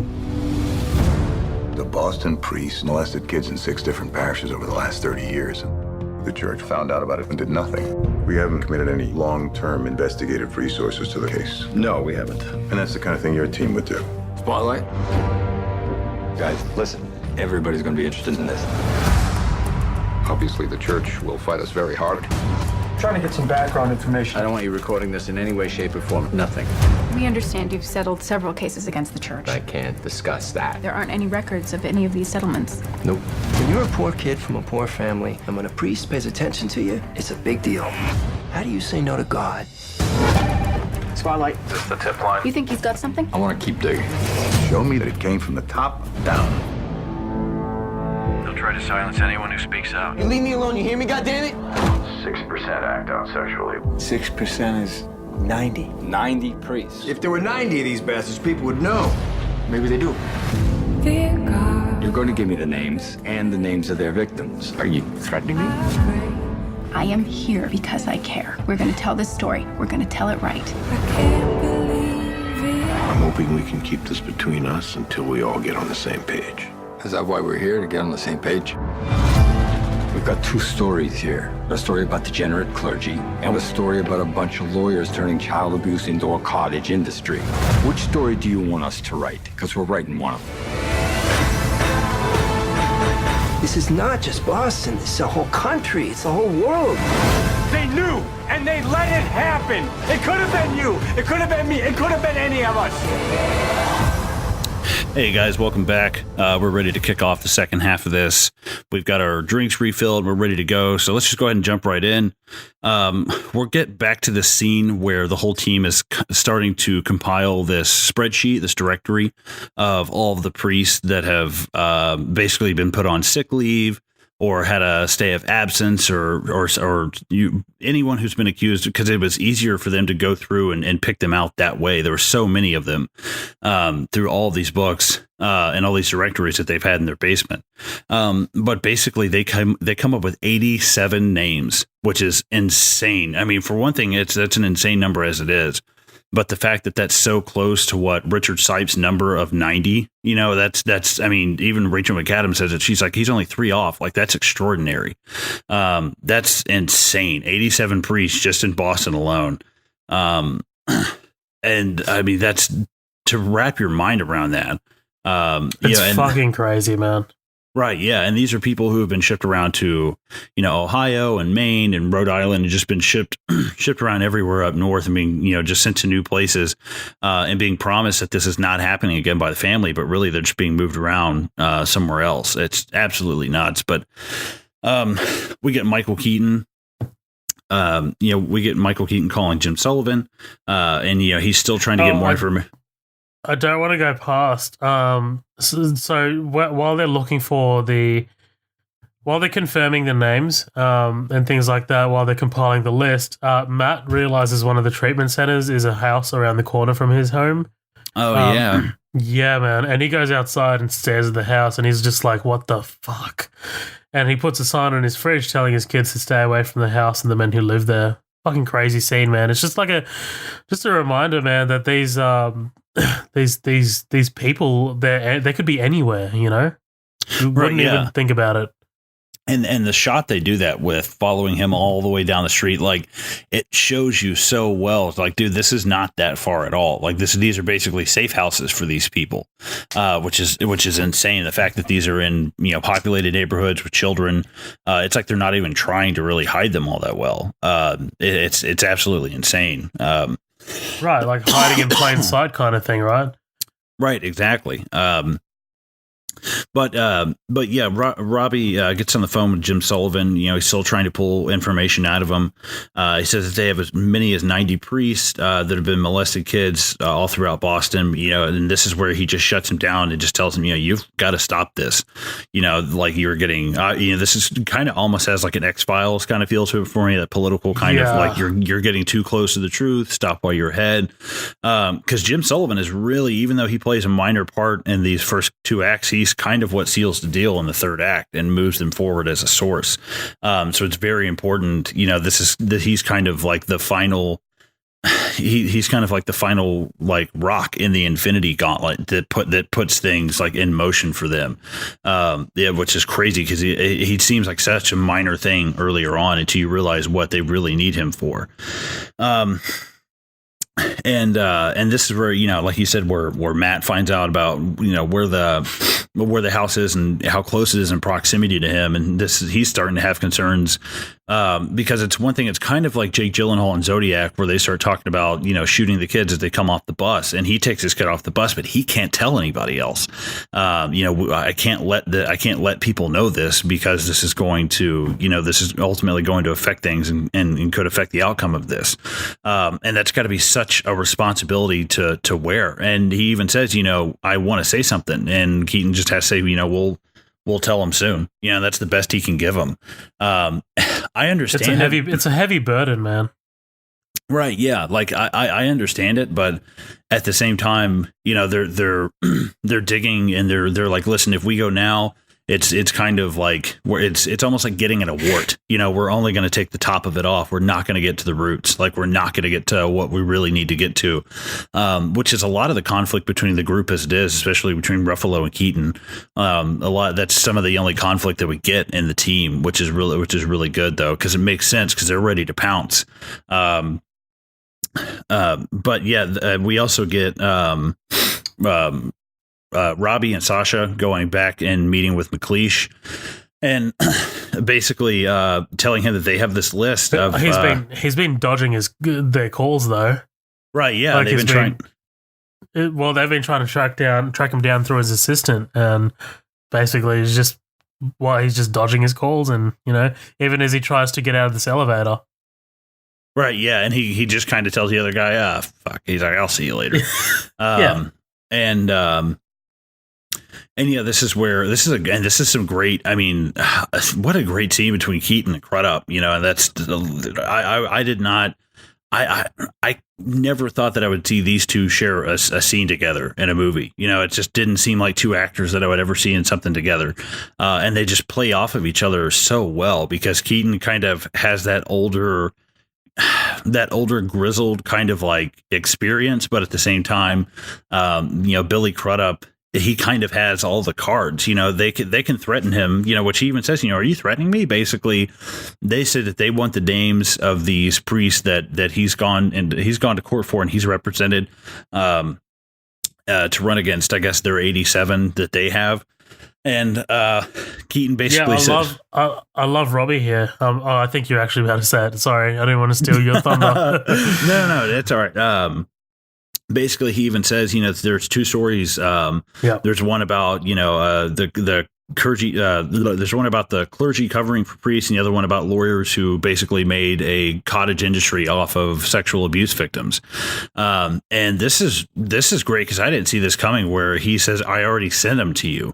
I sent them to you, years ago. It was a list of 20 priests. I've told you about it years earlier, and you just buried the story. And I love as he's walking off, he's like, I want those tomorrow. They're in your goddamn clips, Robbie. And I was like, dude, that's like, I like that, because even though, it's crazy, because these are our heroes, and they even say like, oh, we never had a clip. Yeah, I know, right? And they kind of scoff it off. But Crudup's right. Like, he's like, dude, I actually did try to do this like years ago. And not only that it was, wasn't it Keaton who kind of buried it? Sorry, we found out later. Wasn't it Keaton who buried it later when he was in Metro? Right. Yeah. Like, not intentionally, but yeah, I think he said it came in right when he took over, and it just got lost in the avalanche of everything that was going on. And I kind of, because of this scene coming up, I don't want to skip too far ahead. But it's this scene between it's the scene coming up between Mark Ruffalo and John Slattery, where he comes by and he drops the pizza off. There's not a whole lot to talk about with this scene, other than the fact that they're just just rehashing and catching up, trying to figure out where everything's going. But Mark Ruffalo says that the leader of Snap sent them that box like 5 years ago, and he said that he did talk to someone there and they weren't interested. This I thought was kind of weird, because it almost painted it in a way where Slattery's character, Ben Bradley, he almost seems like it was him that kind of pushed the thing off. because Mark Ruffalo is like, I just didn't know, why that didn't get picked up. Were there any leads we didn't run? And Slaterly gets really defensive. He's like, no, I mean, this guy was a whack job 5 years ago. We needed Spotlight was the one, we needed the story. Spotlight wasn't there to pick it up at that time. And you can tell Ruffalo is just weirded out by this, it's just like, yeah, I'm just following up, blah, blah, blah. Like Slater is really defensive. And I don't know, what did you take away from that? Because I was like, there didn't really explain that scene. I didn't know if it was, I thought it would come back later that Slatery's character had like hidden something or washed something up, but it kind of pulled the wool over your eyes and did that with Keaton. I wasn't expecting that. I expected it was Slatery. Well, absolutely, man. The first time I watched it, I remember thinking that Ben Bradley, Slattery's character, I was like, I was scared that he was involved in a cover-up. I was scared because I liked this character, this Ben Bradley character.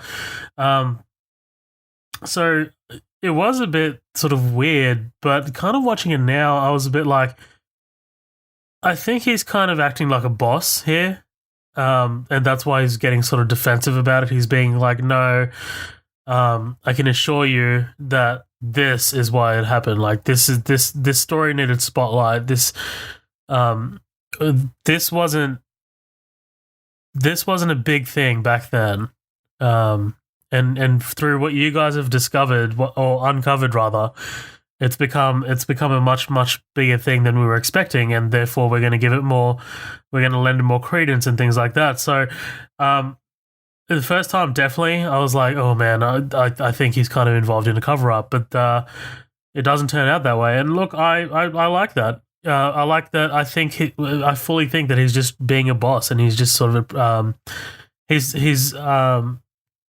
talking to Resendez here, and he's like comforting, and in a way he's comforting and reassuring Resendez, no, this story definitely needed spotlight, and the time for this story to come out is now.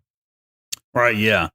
I didn't really know what to take away from that scene. I felt like there was going to be something later on to kind of follow through or explain it, but it just never did. But either way, moving on, this is where they get the email from McLeish. She sent 45 names, and basically kind of informing them of all these different priests that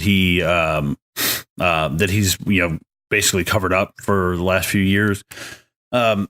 But this is where they start talking about Porter in the first case, and Ruffalo is ready to bust this thing wide open. They've got 50 priests right here, and Schreiber says he's like, they're just going to treat it as isolated incidents. Show me that this was systemic. Show me that this started from the top and went down.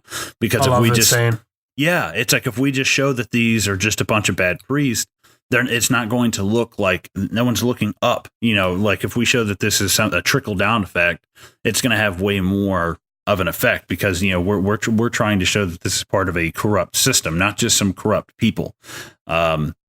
It would kind of be like instead of just nailing police officers, we're going to get the chief of police. It's like, if we can prove that, we can prove that this was systematic, that this was their intention, and that basically Schreiber is saying we need to show that they were trying to get these priests away from any kind of or facing any kind of charges, that we were trying to get them away from that, or that they were trying to get them away from that. Which, I mean, makes total sense. It's like we kind of have to do it this way, and it sucks. We'd like to go right now and warn everybody, but it's you're not going to get to the root of things, though. And this is the first time that we get we start seeing the pushback from Resendez. Right, yeah, he's kind of flaring up. Yeah, and I completely, from his perspective, I fully understand. Like, this is 50 priests here. We should make a move. But coming from, I think, while I understand Resendez's sort of hesitation, I fully side with what's his name? Schreiber's character. Yeah, I forgot his name. I forgot the character's name. But whatever. I side with him only because if you go with Resendez's sort of resolve and his sort of resolution to the matter, I mean, I think you get nothing. You get nothing. Like, it's just going to keep happening. Like nothing changes. Whereas with Schreiber's sort of resolution, it's kind of more like, okay, well, this might not stop it, but it'll put one hell of a dent in it. You know what I mean? Right. Yeah. It's because if they jump the gun and they do it now, it's not going to work. Like they need to take time. They need to like kind of, in a weird way, it's almost like cleaning house. It's like you don't start at the bottom and work your way up. You start from the top and go down. Like, because, that's just how things fall. It's almost like a domino effect. If we start at the top and start knocking them down that way, that it's just everything else is going to fall in line. Like the farther down that line you start, the better. Which I mean, it makes sense, because I was kind of on Ruffalo's side the first time I saw this. It's like, come the fuck on, man, like do something. But it kind of ultimately they can do it now, but it's just premature. But either way, after that scene, that's basically where we get this montage of Rachel McAdams, and Mark Ruffalo kind of just like, kind of door knocking, hitting the beat. We see a lot of people, slamming doors in their face. One guy threatens to kick Mark Ruffalo's ass, which is a bit of comedic relief. It's the comedic relief in this is just very, it's very, very minor. It's nothing crazy. And I like this. It's a brother, he's like, you stay the fuck away from us. You stay the fuck away from my brother, blah, blah, blah. You can see the mentality towards these things, these people, all these doors being shut in their face. People don't want to talk about this, but then it's so odd. Because that's when Rachel McAdams knocks on the door and she finds Father Ronald Paquin, I think is his name, Father Paquin. Yeah. This guy is unfucking settling. Like he is like, it's like a child. Like I don't like. I find it very hard to believe that this person would be this open about it. In real life, I assume that he was, I doubt that, they would, this guy just gave everything away. But basically, she says that she asked him about. Dude, I just like, I know, we're kind of setting the scene up, but I never felt gratified myself. Yeah. Is what he keeps repeating. Like, dude, like, there's this complete disregard of how the children felt. It was more like I didn't get any gratification from it, therefore it was not important. You know what I mean? Right, yeah. Like, that's fucking insane. Right. It's like it's yeah, it's absolute insanity, like his logic. And she even, said something to that degree later on, that he's just so casual about it and his logic is just so fucked. But she asked him about molesting kids at St. John the Baptist, and he's like, well, I mean, yeah, I admit to fooling around. He's downplaying. He's downplaying everything that she says, and tries to make it sound okay because he's like, I know the difference between a molestation and a rape. She says, how? He said, because I was raped when I was raped before, which is, another insane reveal. If that's even true, I kind of even doubted it about this guy because I was like, I don't know if this is just something that he's saying to make it seem like he knows the difference. I don't know. This guy creeps me the fuck out. I just don't trust him. I think it might not be true about this guy, but I think what the movie's saying is that the actions of the priests generally they stem from childhood trauma of their own. Like it's kind of like bullies, right? Like if you're always told that bullies on the playground at school or something like that, they eventually they're only bullying because they don't feel happy themselves. And I think that's what the movie's kind of sort of saying here. Right, yeah, it's kind of passed down from, you know. Exactly. Right. I mean, which wouldn't surprise me at all. I just like, part of me was like, man, this guy was just way too quick to play that card. And I just didn't trust that. I was like, something about that just kind of unnerved me. Just how quick it was. Here we are. You're so openly admitting to talking about molesting kids, and then you play the victim card like that. I was like, what? I don't. That really threw me off. But basically, yeah, he just admits to molesting all these kids, no problem, until his sister shows up and shuts the whole thing down. And that's another thing, they never really follow this back up. They never really kind of go back over it with him. And I thought for sure there would be some kind of secondary interview with him because he was so like open to talking to them. But I don't believe they ever do. I don't think they ever even mention him again. Maybe just in passing, but they certainly never talk to him again. I've got a thing for you. Yeah. Former Catholic priest arrested in Boston on abuse charges in Maine case. Maine. So that's this guy. For some reason I can't fucking log into Boston Globe because I need to I need to pay, but I'm not doing that. But yeah, he was arrested and charged apparently. Ronald Paquin, yeah.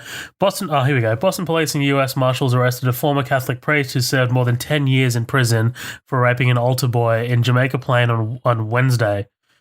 Oh, okay. So this was 2017. Yeah, 2017.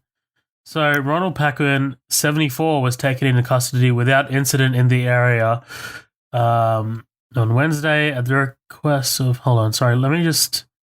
Okay, so before Paquin was defrocked in 2004, he served in the Boston Archdiocese at parishes, blah, blah, and the new charges stem from his alleged abuse of 2 boys dating back to when he was a priest in Massachusetts. He's accused of abusing 2 boys in Kennebunkport between 1985 and 1989. York District Attorney Catherine Slattery said one of the boys was younger than 14. According to court documents, the age of the other boy was not immediately available. Jesus Christ. God. So, I mean, how old did you say he was? 74. Oh, he'll die in prison. Yeah. Well, I mean, rightfully so. One of my favorite moments of this scene is when she goes outside and sees the kids riding on the bikes. Oh, yeah. Oh, my God. Dude. Like... And again, it's just like it's like hiding in plain sight, like you said. They're just like right there all the time, which is that's one of the most unnerving fucking things about it. But yeah, and God, I just can't get over that guy. He just creeps me out. And there's something about just his eyes, like at first I thought he had dementia. Honestly, at first, I was like, he's just like he's there with his sister, and she's trying to make sure he doesn't like blab and talk. And I was like, no, this guy's a fully formed, like he's totally fine. This is just him being honest. At first, I thought it was some kind of dementia or something, but I was like, no, actually, not at all. I almost could not believe that scene. I was like, surely it wasn't that easy. Like no one admits to that effortlessly. I was like, what in the figgity fuck? I don't understand how how somebody does that, but yeah, I love the scene coming up between Ruffalo and Tucci, where they're talking. He's talking to Tucci outside the courtroom, and he's talking about oh, you don't know the half of it, so give me the half. He's just blunt with him. He's like, so tell me. And he goes into the story about I'm gonna make sure I'm saying this right. Is it Geegan? Is that how they say it? Well, I was saying Gagan, but I mean Gagan. Okay, Gagan doesn't really. Yeah. Okay, but just for the sake of context, it's spelled weird. Geoghan. Yeah. Well, basically, this is where Tucci tells him that he has a story. He has the testimony of this priest that says that he sees, that he's seen him, that he's seen Gagan take kids into closed rooms and shut the door, and he's bothered by this. And he, I think Benzovich is his name. He tells him, okay, well, come in, sit down and talk to me about this. He comes in with a lawyer, next time, and all of a sudden he's got a very foggy memory and he can't remember anything. Tucci just goes back to work, forgets about it. But then he gets a call later on, I think years later, where Benzovich actually goes to the press himself and says something about Gagan, and I'm like, which is totally mind blowing. Like, because it's like, dude, you had every opportunity to sit down and talk to me about a lawyer. Like, why do you go to the press years later? I was like, that doesn't make any sense. But basically, Wilson Rogers, who I think is in this kind of legal battle between them that we're seeing right now, he's the one representing Benzovich. And this is where it gets a little complicated, but this is important to the plot. Because basically, he's got these files from where Benzovich has, because now he's come out to the press and said something. It's been made public. I believe I want to make sure that I'm like getting this. I want to make sure I'm getting this right, because it's a lot of technical, like lawyer like talk, but at the same time, it's very important to like what's going on.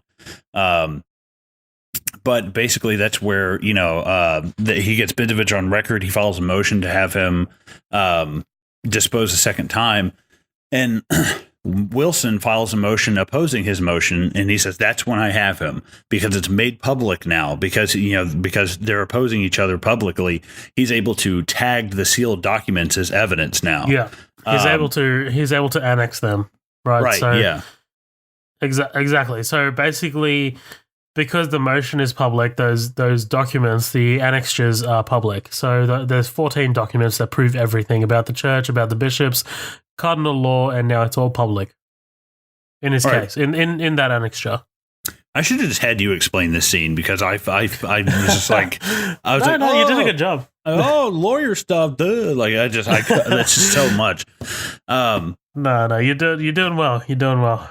Oh, thank you. But just quickly, I don't want to let this pass by. Before that scene, Resendez is sitting in the courthouse, and another reporter from an opposing newspaper, I can't remember the name, the Herald, I think, sits down behind him, and he's like, "Why is Spotlight all the way down here?" So this kind of like creates a sense of urgency that Spotlight need to get this published as soon as possible. Mm-hmm. People are sniffing around. Yeah.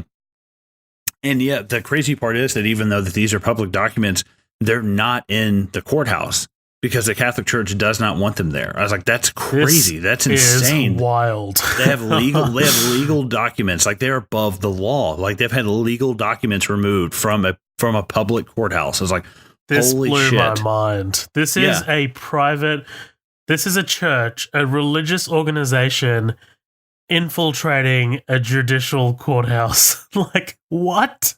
Right. It's that's next level. That's next level. Yeah, it's like the roots of it just don't the roots of it just go so far, and like this reminds me of the mafia. Something the mafia would do, dude.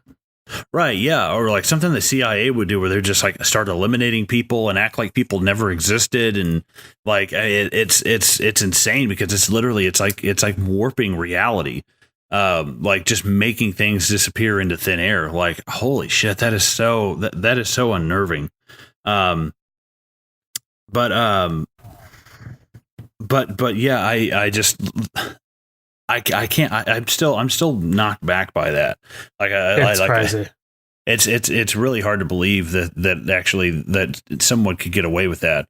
But I think that's where Ruffalo gets there and sees that the files are, the files are just empty. The ones that are actually in there. I believe that's the first time he goes. I believe they're just empty, aren't they? They're just like empty folders. Yeah. Well, he's like, yeah, he finds that the folders are empty, and he calls Robbie and he tells them about the missing documents.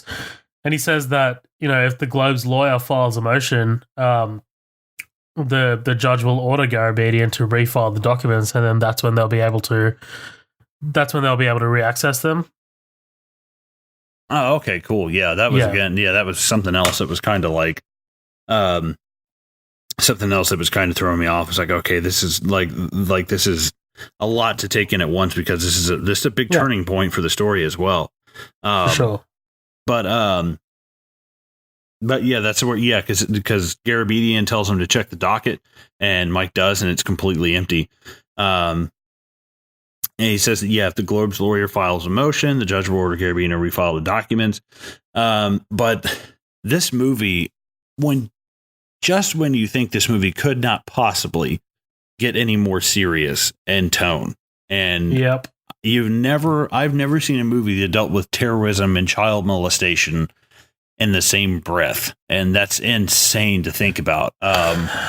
It's weird, because it is a bit of a speed bump, but I will say this whole thing this whole 9/11 sequence is maybe 5 minutes, if that, maybe 10,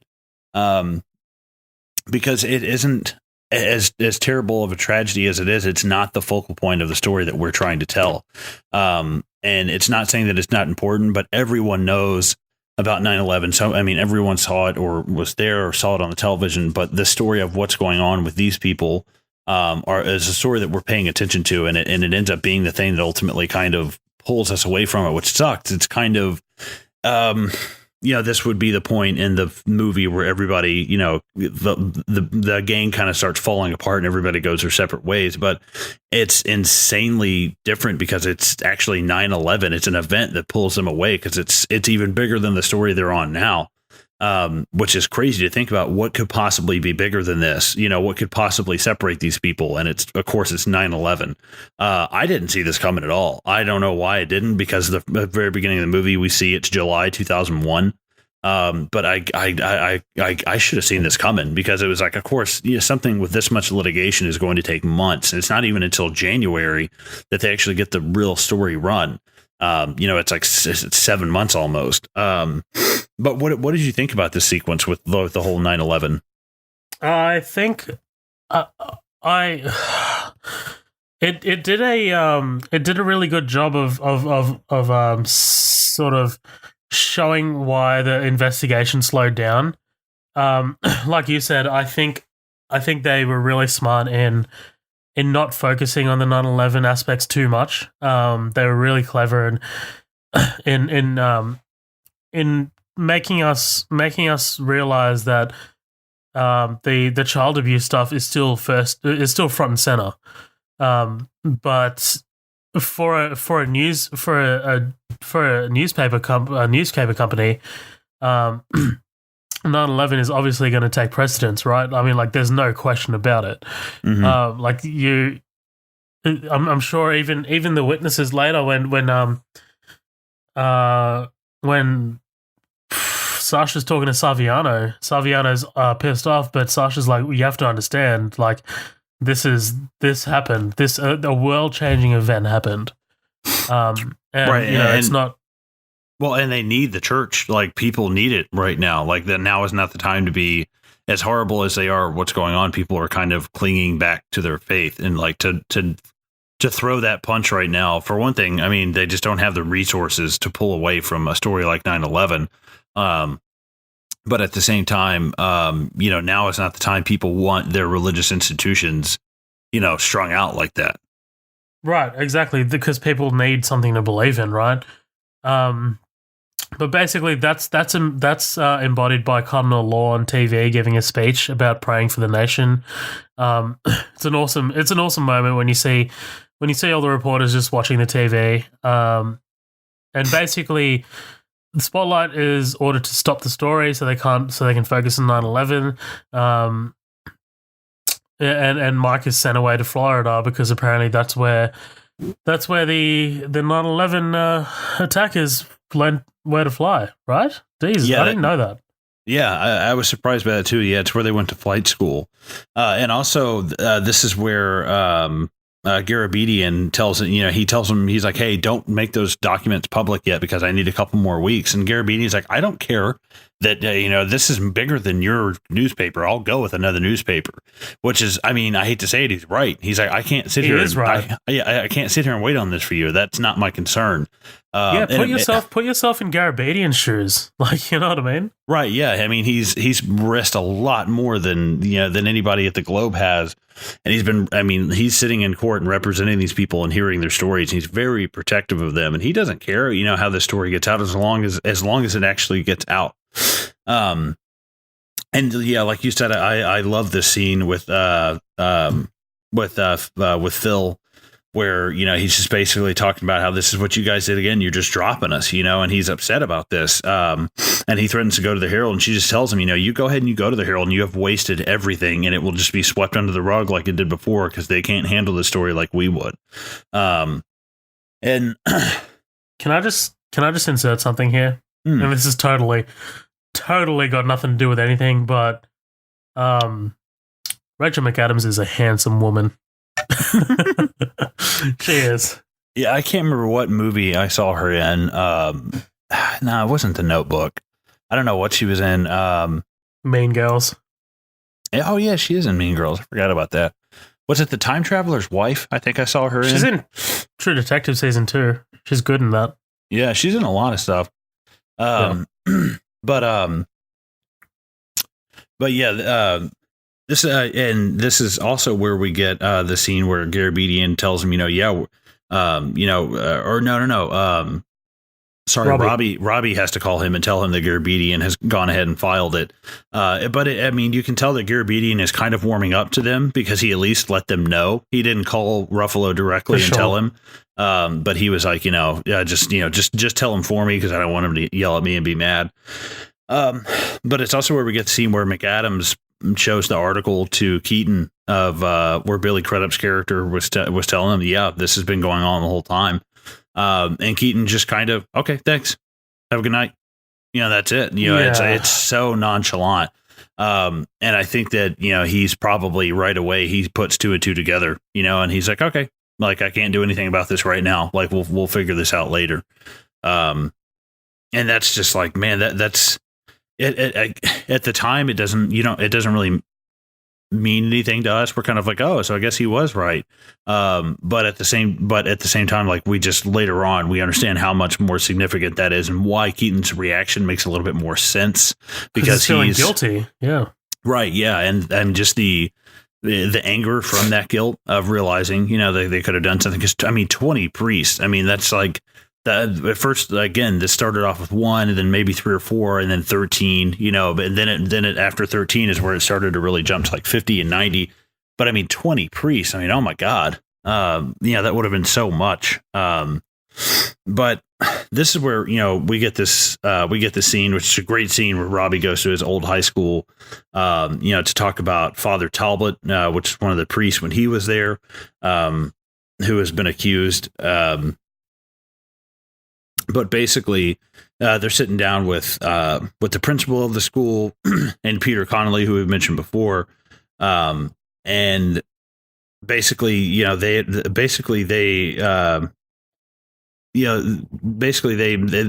that they must have known since they sent Father Talbot, since they sent Father Talbot out of town right after he was caught. But basically, he breaks them down in such a great way. He's like, I have a friend of mine. He's one of the better ones. He's got a wife, kids, a good job.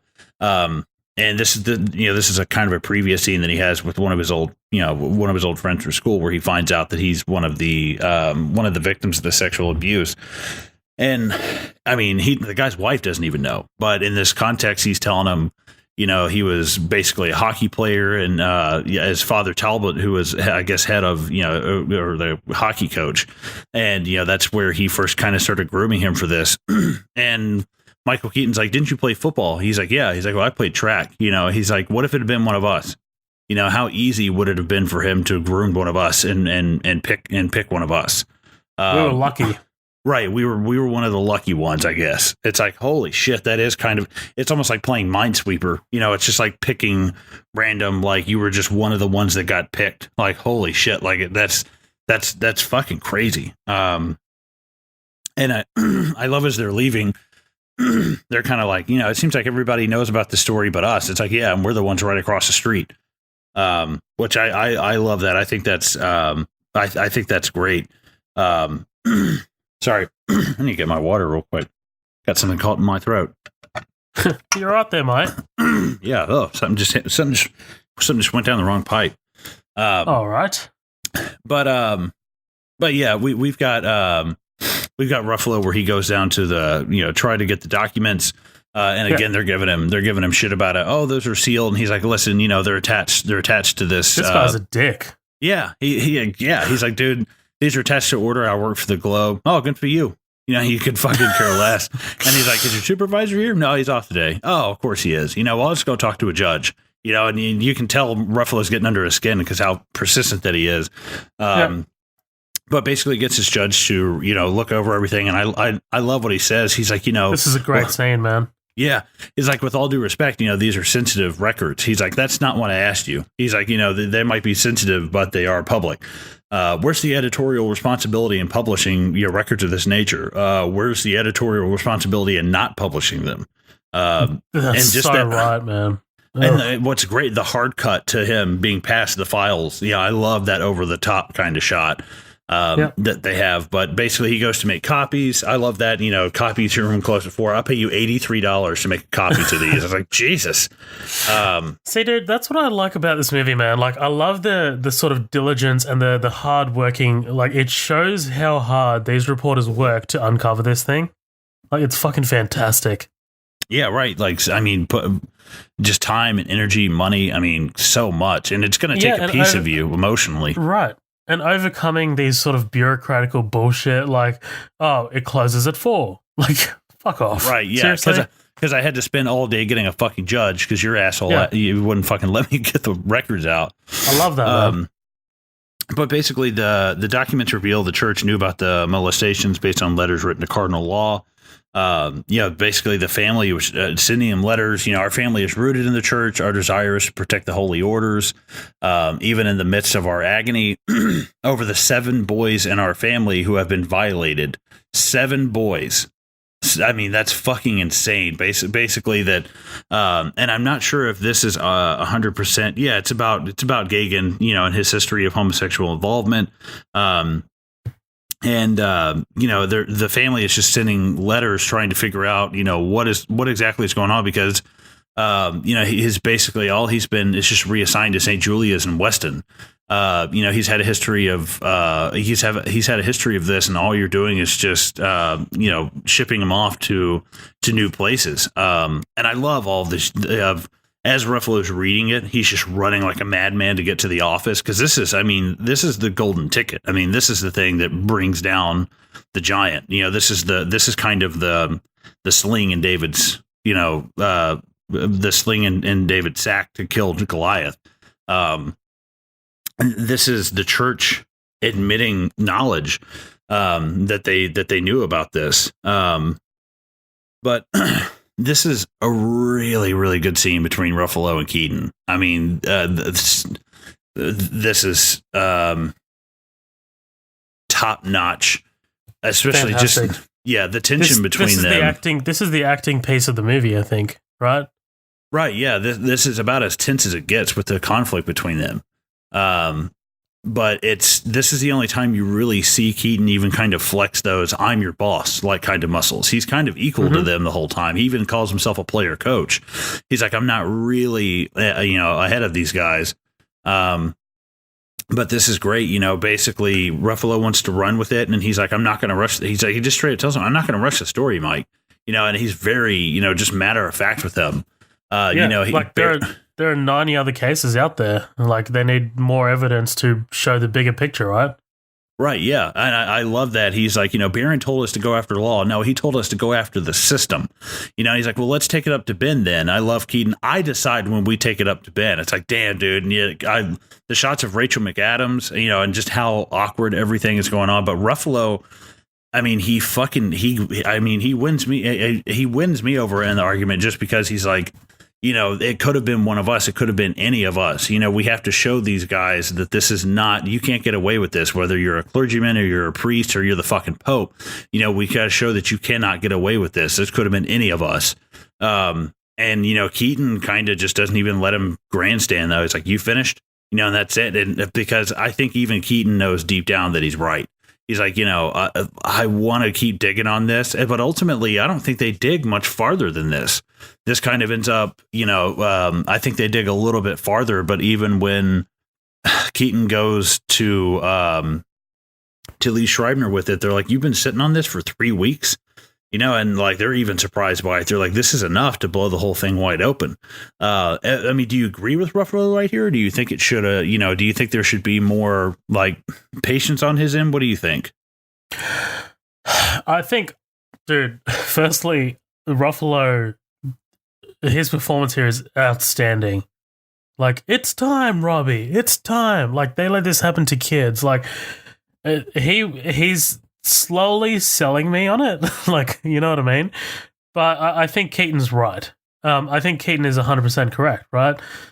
Like this is you need to see the bigger picture here. Like if you let this go if you rush it, this is gonna end up being a cycle. We're gonna report on it in a few years again when it happens again, and it's just gonna come back. It's gonna re-happen. It's gonna fucking it won't change anything. Is the thing.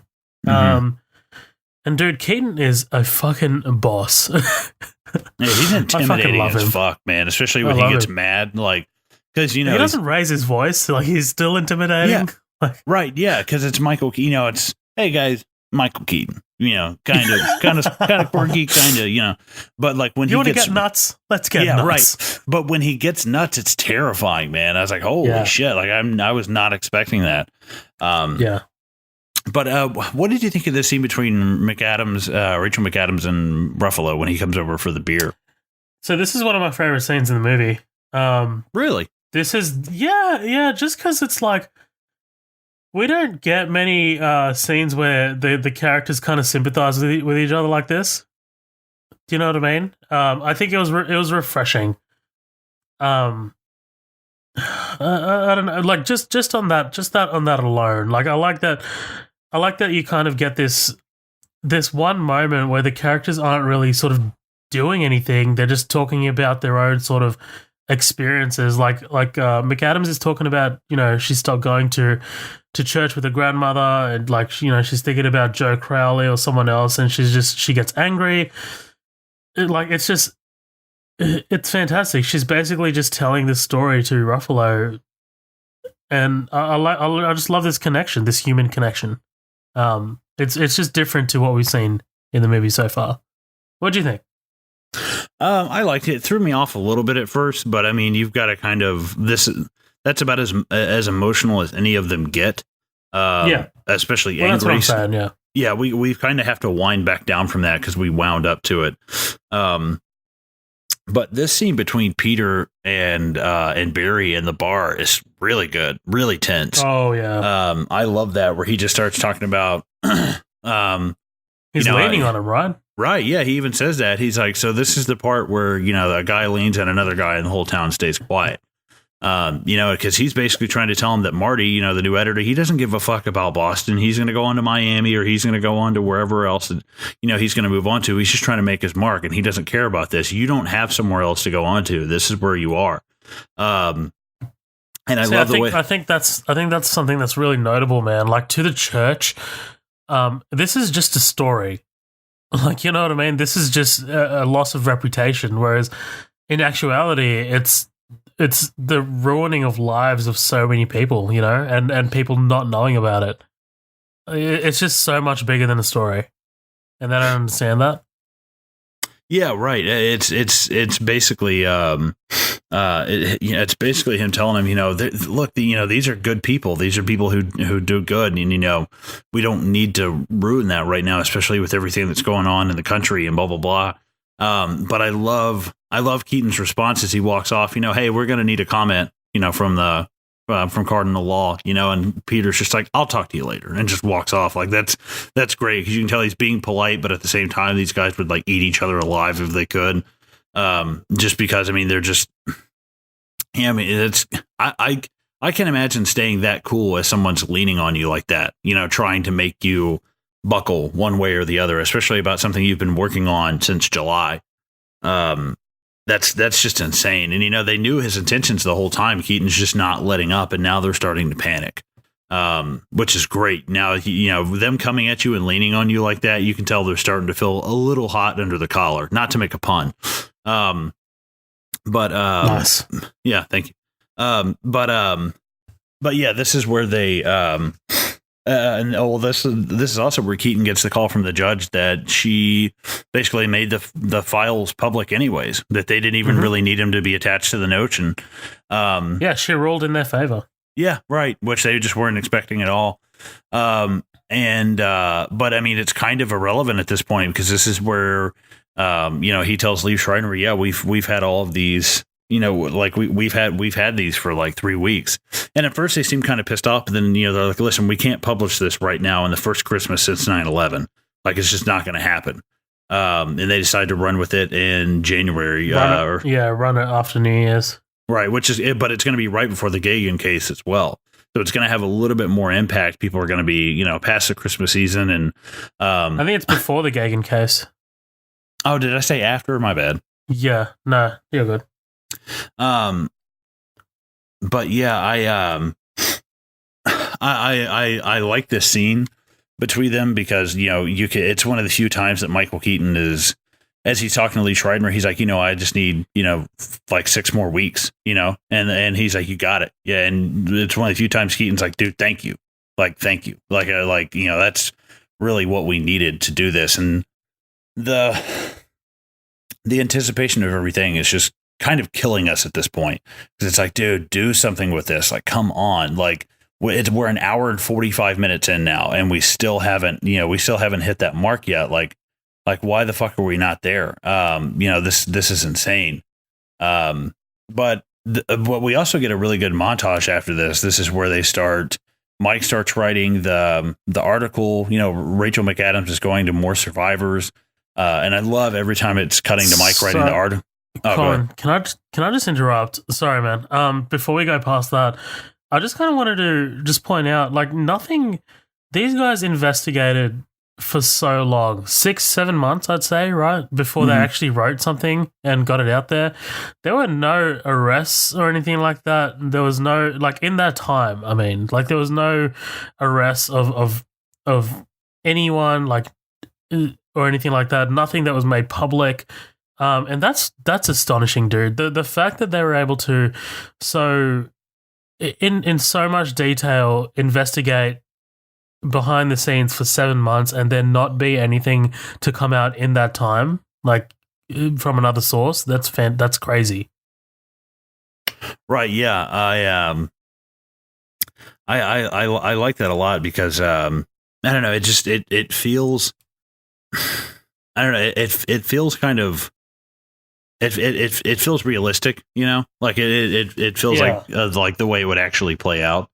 I mean, because obviously it's a true story, but that's another thing that I love about this movie is that it doesn't embellish so much of things. I don't know the real story of what happened, but I feel like in this day and age with the power of the internet, you'd have to be an idiot to try to pump this story up and make it, something that it's not and take away from the fact of what the story is really about. And it's about the victims and bringing, even though that the story has been published, we're having to, not only are we making a movie out of this for entertainment purposes, but we're having to bring more awareness to this because nothing's getting done about it. I mean, it very minimally is anything getting done about it. I did read about in 2004, where they basically defrocked a lot of priests. I think it was like 800 or 900 something priests that they've defrocked since 2004.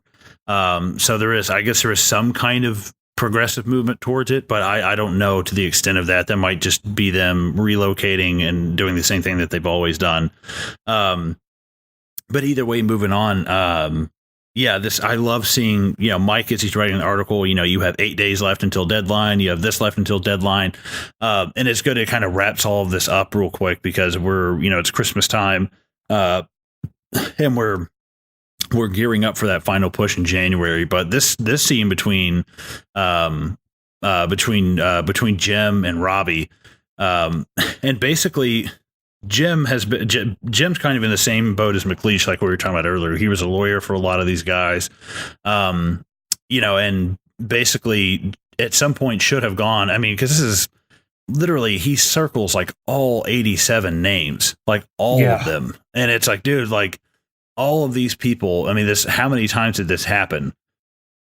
And like you said, at some point, these aren't isolated incidences anymore. This is some kind of conspiracy. Like pandemic. It's like there's some kind of like epidemic that's going on. Like you can't ignore this anymore. It's one thing to not want to break your.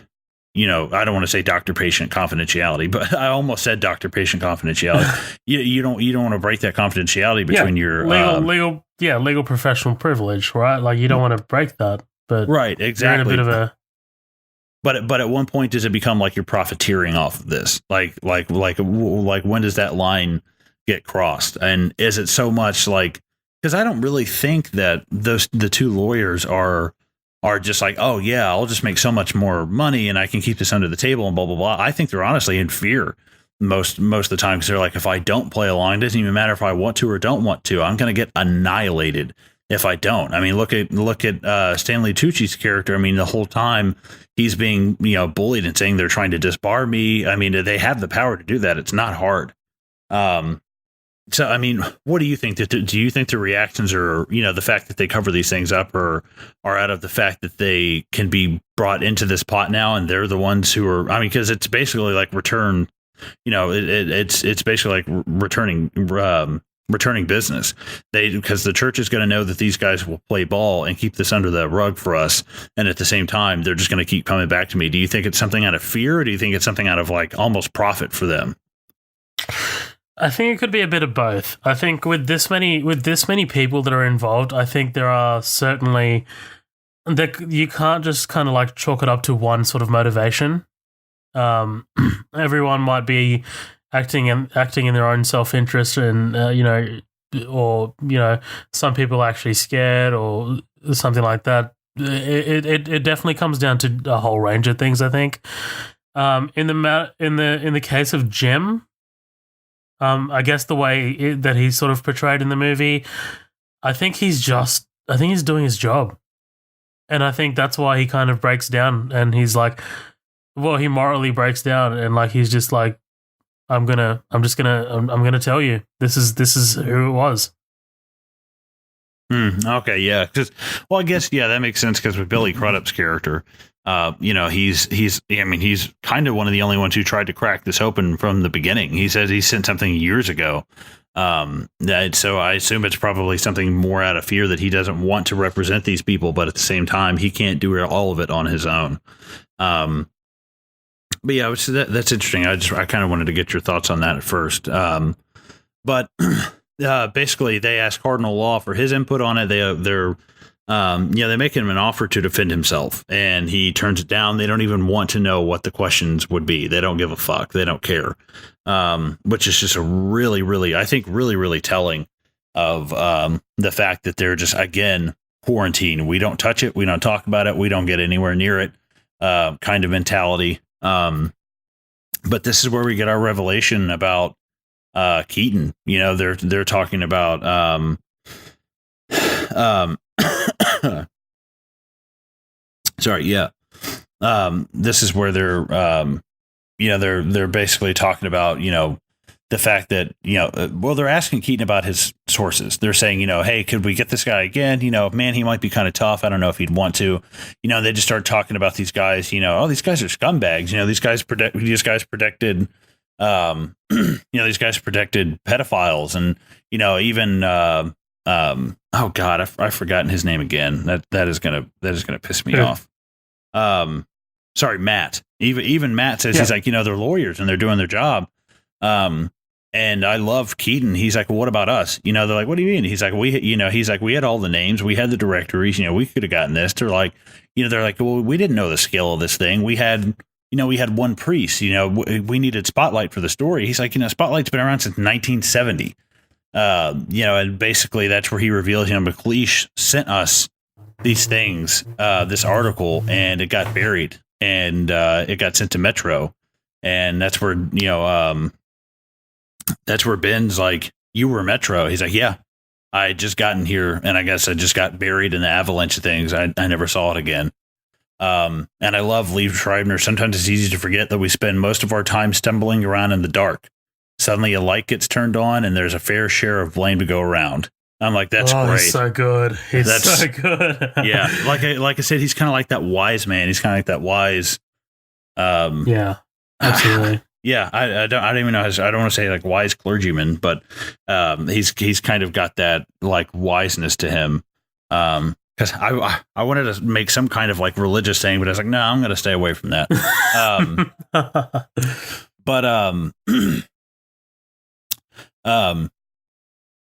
But yeah, this is where everything's really starting to take form. This is where we see Rachel McAdams with her Nana showing her, can I get a glass of water?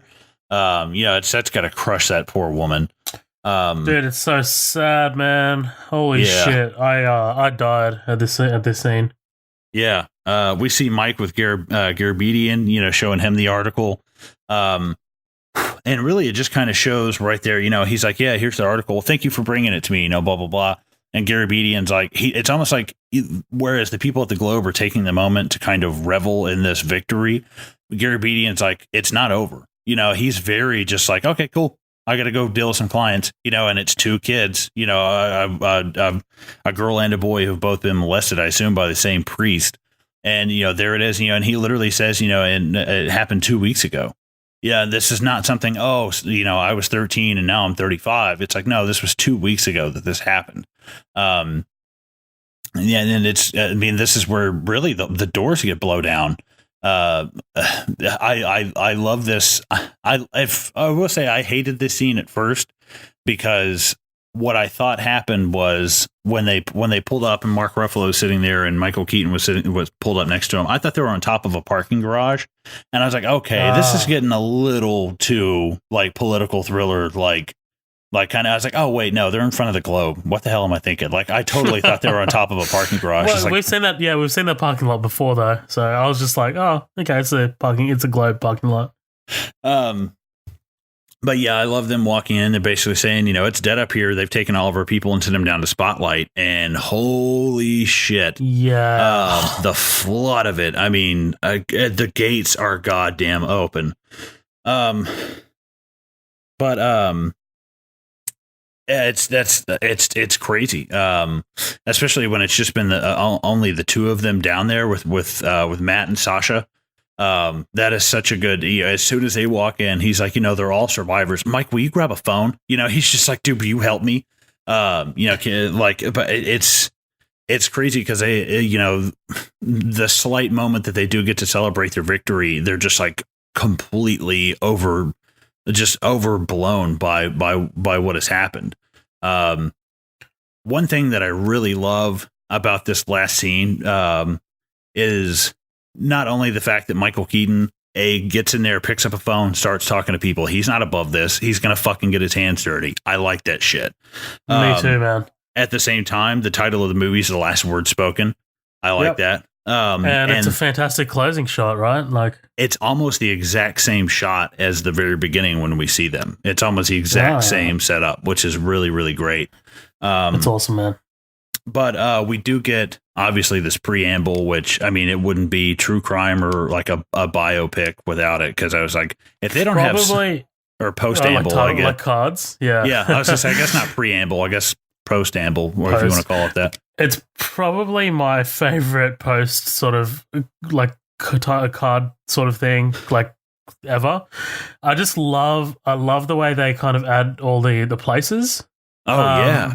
At first I was like, oh, they're only going to show America. And then like, no, dude, like they showed countries. And I looked, obviously me being in Australia, I looked at all the Australian ones and they're accurate. Like I actually went back and looked up cases. The case that I mentioned earlier with Father John Day and Dennis Ryan and the Catholic Mafia, they mentioned Mildura in Australia. That's in Victoria, and that's the town that Dennis Ryan got transferred over to. Like, they did their research before they put that shit up. It's crazy. Wow, that's because that's when I was going through this list at the end, when they started naming all of the places, Nashville, Tennessee was right there. Yeah, Sydney, Australia. Right, yeah. I was like, because that's, I mean, think about that. Think about how many miles away are we? How many, like roughly, how many miles away do you think that we are from each other? Thousands? I mean, beyond Jesus thousands. Christ, man. I mean, it's gonna be insane. Like, whatever. Yeah, it's like a 22-hour flight to get to where you are. I mean, I looked it up. 14,828 kilometers. Yeah. I mean, like the distance between that and this knows no fucking bounds. I've actually got an article here pulled up from the the Predator priest who worked in Nashville. And he was actually busted by Snap, which is crazy. That's Snap director David Cluchesi. So this is something that absolutely knows no bounds. And it even says these last of the title cards. Over the course of 2002, the Spotlight team published close to 600 stories about the scandal. 249 priests and brothers were publicly accused of sexual abuse within the Boston Archdiocese. The number of survivors in Boston is estimated to be over 1,000. In December of 2002, Cardinal Law resigned from the Boston Archdiocese. He was this is the part that always fucking gets blew me away. Yeah. He was reassigned to the Basilia de Santa Maria Maggiore Maggiore. Maggiore in Rome, one of the highest ranking Roman Catholic churches in the world. He was actually one of the people who also voted on the new Pope.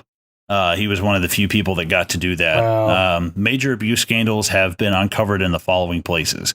I can't possibly name off everywhere from New York, Kentucky, Arkansas, Iowa, Colorado, North Carolina, Rhode Island, Oregon, New Jersey, Florida, Wisconsin, Alabama, California, Tennessee. I mean, it doesn't stop.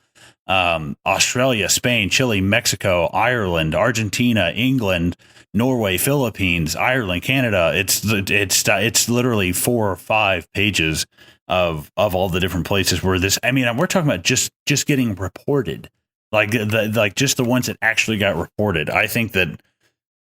It frightens me to think of what could possibly have happened in the 20s and the 30s and the 40s, because that's not a time that you talked about something like that. It was perceived as a weakness, and especially with the rampant homophobia especially we're talking about religious towns, especially when you talk about Catholicism, which has a lot of strict rules and are known for being very stern kind of people. You're talking about being preyed upon. You're talking about basically being treated like, they're going to look at that like homosexuality in a way. That's in towns like this where there's just not a kind of an open mind to it, or at least victims will fear that they will be treated that way. And that's just unfortunately from wherever they are, a stigma of where they are culturally. If they're not in a kind of a more progressive area, like, I mean, I'm not going to lie, where I'm at is not a very culturally progressive area.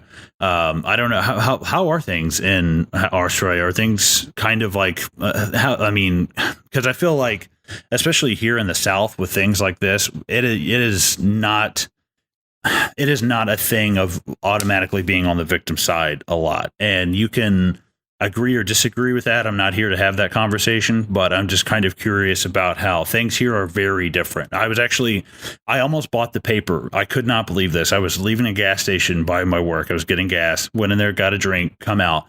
And it's like, what if the accusers are wrong? Was the front of the paper. And I don't want to get into that conversation. That is something, I guess, that does have to be asked. But at the same time, that's the kind of mentality around the places where I live. And it's very much so. I understand we can't take everybody 100%. And obviously, in some of these cases, people do make things up. But for the most part, I couldn't believe that when I read it. It just absolutely blew my mind. But what is it like in Australia when it comes to victims' rights and things like that? Are people generally on the side of the victim, or does it take some convincing? What is that like? No, people are generally more on the side of victims here. It's very well. I can mainly only speak to Sydney, because that's where I am. But yeah, Sydney is very culturally progressive, and very sort of a bit more on the left. Melbourne as well. Melbourne's a bit more like that as well. You do kind of get these sort of. It's mostly the older generation. That side on the right side of things, and we do have a few nuts in Parliament who are sort of outright just kind of saying terrible sort of right shit. But I think generally a lot of people do tend to focus, do tend to side with with accusers, but for me personally, I mean, I want to see evidence before I take a side. I'm not sure if you've heard. Oh, actually, I think I did post it to you in a chat. John Jarrett, who was the star of Wolf Creek, we talked about him a couple times on the podcast. He was accused of a historic sexual assault. And look, I don't believe that he did it. And look, that's just me, only because I don't have any evidence or anything like that. I don't know the case. But also because I've met him a few times and he's just the nicest person ever. I can't imagine that happening. But again, I have no evidence at all. And he's just basically come out and said, look, this has ruined my entire career. This is like, I want the court case to come and go, and I just want to move on with my life because this has ruined me. Like, I'm not guilty, and I just want this to be behind me.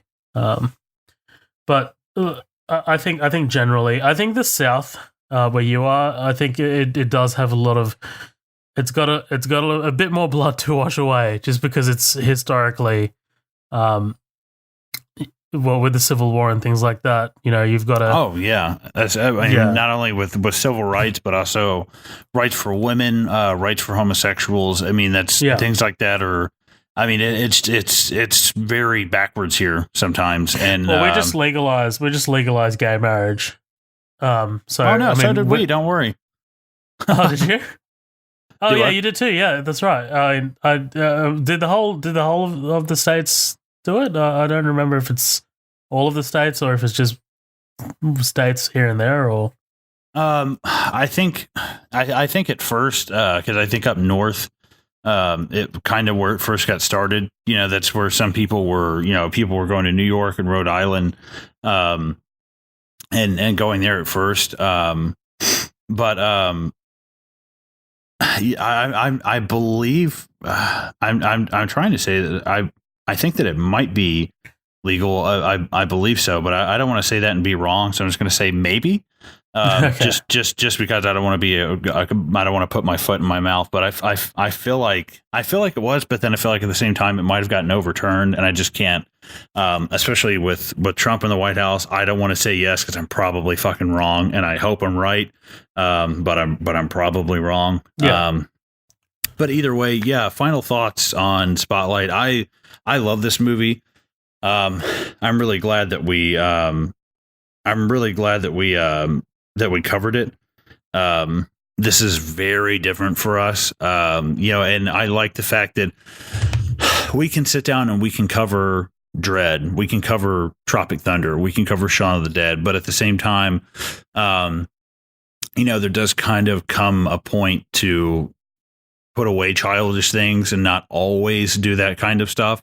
Because yeah, this is an entertainment podcast and we are having fun with this and we are laughing, but you know, there are going to be times where we're going to do something like this or Schindler's List or something that's going to be a big deal. And I think that the way in which we treat these episodes, I don't want someone to get the impression that we're just trying not to offend anybody because I firmly don't give a fuck about offending you unless it's something about this. If it's something, you know, if you're a victim of something, I understand that. I'm going to be very respecting about that. But if, you know, if we're talking about just, if we're talking about just offending people just on the surface of, well, you know, I just don't like the way that they say things, or I just don't like the way that they, you know, or they say, you know, they refer to, you know, women as bitches. It's like not in a literal sense. I mean, come on, like it's not, I would never refer to someone like that in a literal sense. I think there's a way of going about, you know, not wanting to offend someone, but at the same time, this is something that we just wanted to make sure that we attended to with the utmost respect, and wanted to make sure that this was not just something to be entertainment for us. This was something that I don't want to say, oh yeah, we're woke now, you know, or anything like that. But I mean, it did kind of wake us up to this, because I didn't realize just in Boston, which is a huge city, but still not even one of the biggest cities in the world, of how much this affected them. And I'm very glad that we covered this and that we had this conversation. And I look forward to doing something maybe a little bit more lighthearted next week, because we've done Split, which is kind of not true crime, but kind of based off of true crime and does deal with mental disorders. Then we had our episode about the Aurora, Colorado shooting. So I look forward to doing something maybe a little bit more lighthearted next week. We still haven't talked about that at all, but I would give this movie a straight up 9 out of 10. Very, very high on my list, and I'm very glad that I bought it. And I would say it's a spiritual sequel to like Zodiac in a way. But the cultural significance of this versus Zodiac can't even be possibly measured. I don't want to downplay the murder of the several people in Zodiac, but when you compare the two, which is not a pissing contest, but it's so much more on an epic scale. But either way, 9 out of 10. I like this movie a lot, and I'm really glad that we covered it. Yeah, man. For me, how do I even follow that? Jesus Christ, Colin. I'm just start letting you go first now. I 100% agree, man. Like, I especially with the "I don't give a shit about offending you" part. I do not give a shit about offending you, unless it's something that you've firsthand experience, you've been traumatized by. So I guess it's really important for us to put a blanket on it and just be like, hey, we're going to be respectful in this episode, and we're not going to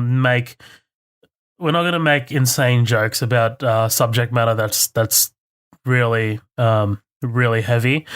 And not only that, the way the movie presents the subject matter, it's in a heavy sort of way. So the way we talk about it is, I guess it has to kind of reflect the gravity of the movie as well, right? Like what they're talking about has to match the way we're talking as well, or sorry, vice versa. But in terms of this movie, this is one of my favorite movies of all time. I'm not even like sugarcoating that. I love this movie. I saw it when I watched it in the movies. I was like, this is fucking fantastic. And it's not even like trivial. Like this is a 10 for me, by the way, if you haven't guessed. There's nothing I can find that's faulty in this movie. There's no sort of low point for me. It's just engrossing from start to finish, and it just tells a story that's so massively important, and so culturally impactful, and something that's just, it's out there right now. It's happening still, and it's just such an important movie with an important message, and it should absolutely get out there. Like, more people should see this movie. Right. I guarantee you, when we look back at this movie in terms of downloads, it won't be that many, because that many people haven't seen it.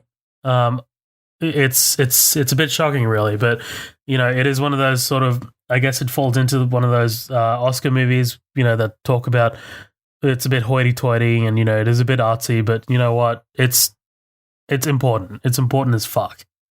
So yeah, man, this absolutely blew me away. Definitely an amazing movie. I did put a call out to our listeners to see if they had anything to say about this movie. We only got one comment because we decided on this movie a bit late than usual. But Daniel Brown, thanks for commenting, mate. He said, an incredible masterpiece of film that succeeds so adeptly at something incredibly hard, making journalism tense and exciting. I couldn't agree with you. Such a good point. Yeah, dude, 3 hours, we haven't brought that up. Making journalism tense and exciting. Thank you, Daniel, because that's another thing I wanted to get at. This is written by the director and another person. I'm unfortunately blanking on his name. I'll bring it up. But essentially, this won the Oscar for Best Picture and Best Writing, Best Original Screenplay. Have you seen The Post, directed by Steven Spielberg? No, but for some odd reason, this movie did actually make me think of The Post a lot, and I was I kept trying to think of the name of that until you just said it, and I was like, Tom Hanks, and I was like, what is that movie? Yeah. So, so The Post was written by Josh Singer, Josh Singer also wrote this with the director of this movie too. So The Post is another fantastic movie like this. It focuses on the Washington Post instead of the Boston Globe, and basically they're trying to it's more of a conspiracy movie than this is. Like it goes into the government and why this massive conspiracy to cover up the report that the troops shouldn't have been sent into Vietnam in the first place and things like that. But it's fantastic. Definitely check it out. It's another movie that really makes journalism look exciting. But yeah, Daniel, that was a great point, man. I really do appreciate that. Colin, sign us off, man. Well, yeah, if you guys want to check us out, you can always find us on pretty much any of the major podcasting apps. If you don't have any of those, you can always just find us on Libsyn, or we're also on Facebook, Midnight Double Feature. We've got the group connected with that called The After Party. That's all one word. Everybody's welcome to come and join that. We're also on Instagram, and we just got a Twitter as well. So I've just set that up for it. At MDF Pod, I think. Yeah. Okay, at awesome. MDF Pod. At MDF Pod. Yeah. Also, we're on YouTube. If you can't listen to us, or if you live under a rock and you don't have an app or anything like that, then you can just hit us up on YouTube. Yeah. And as always, if you guys have any comments or any suggestions, you can shoot us an email at midnightdoublefeature@gmail.com. And feel free to rate us and review us on iTunes. And I believe that's everything. We hope you guys have a great night, and we'll see you on the next episode.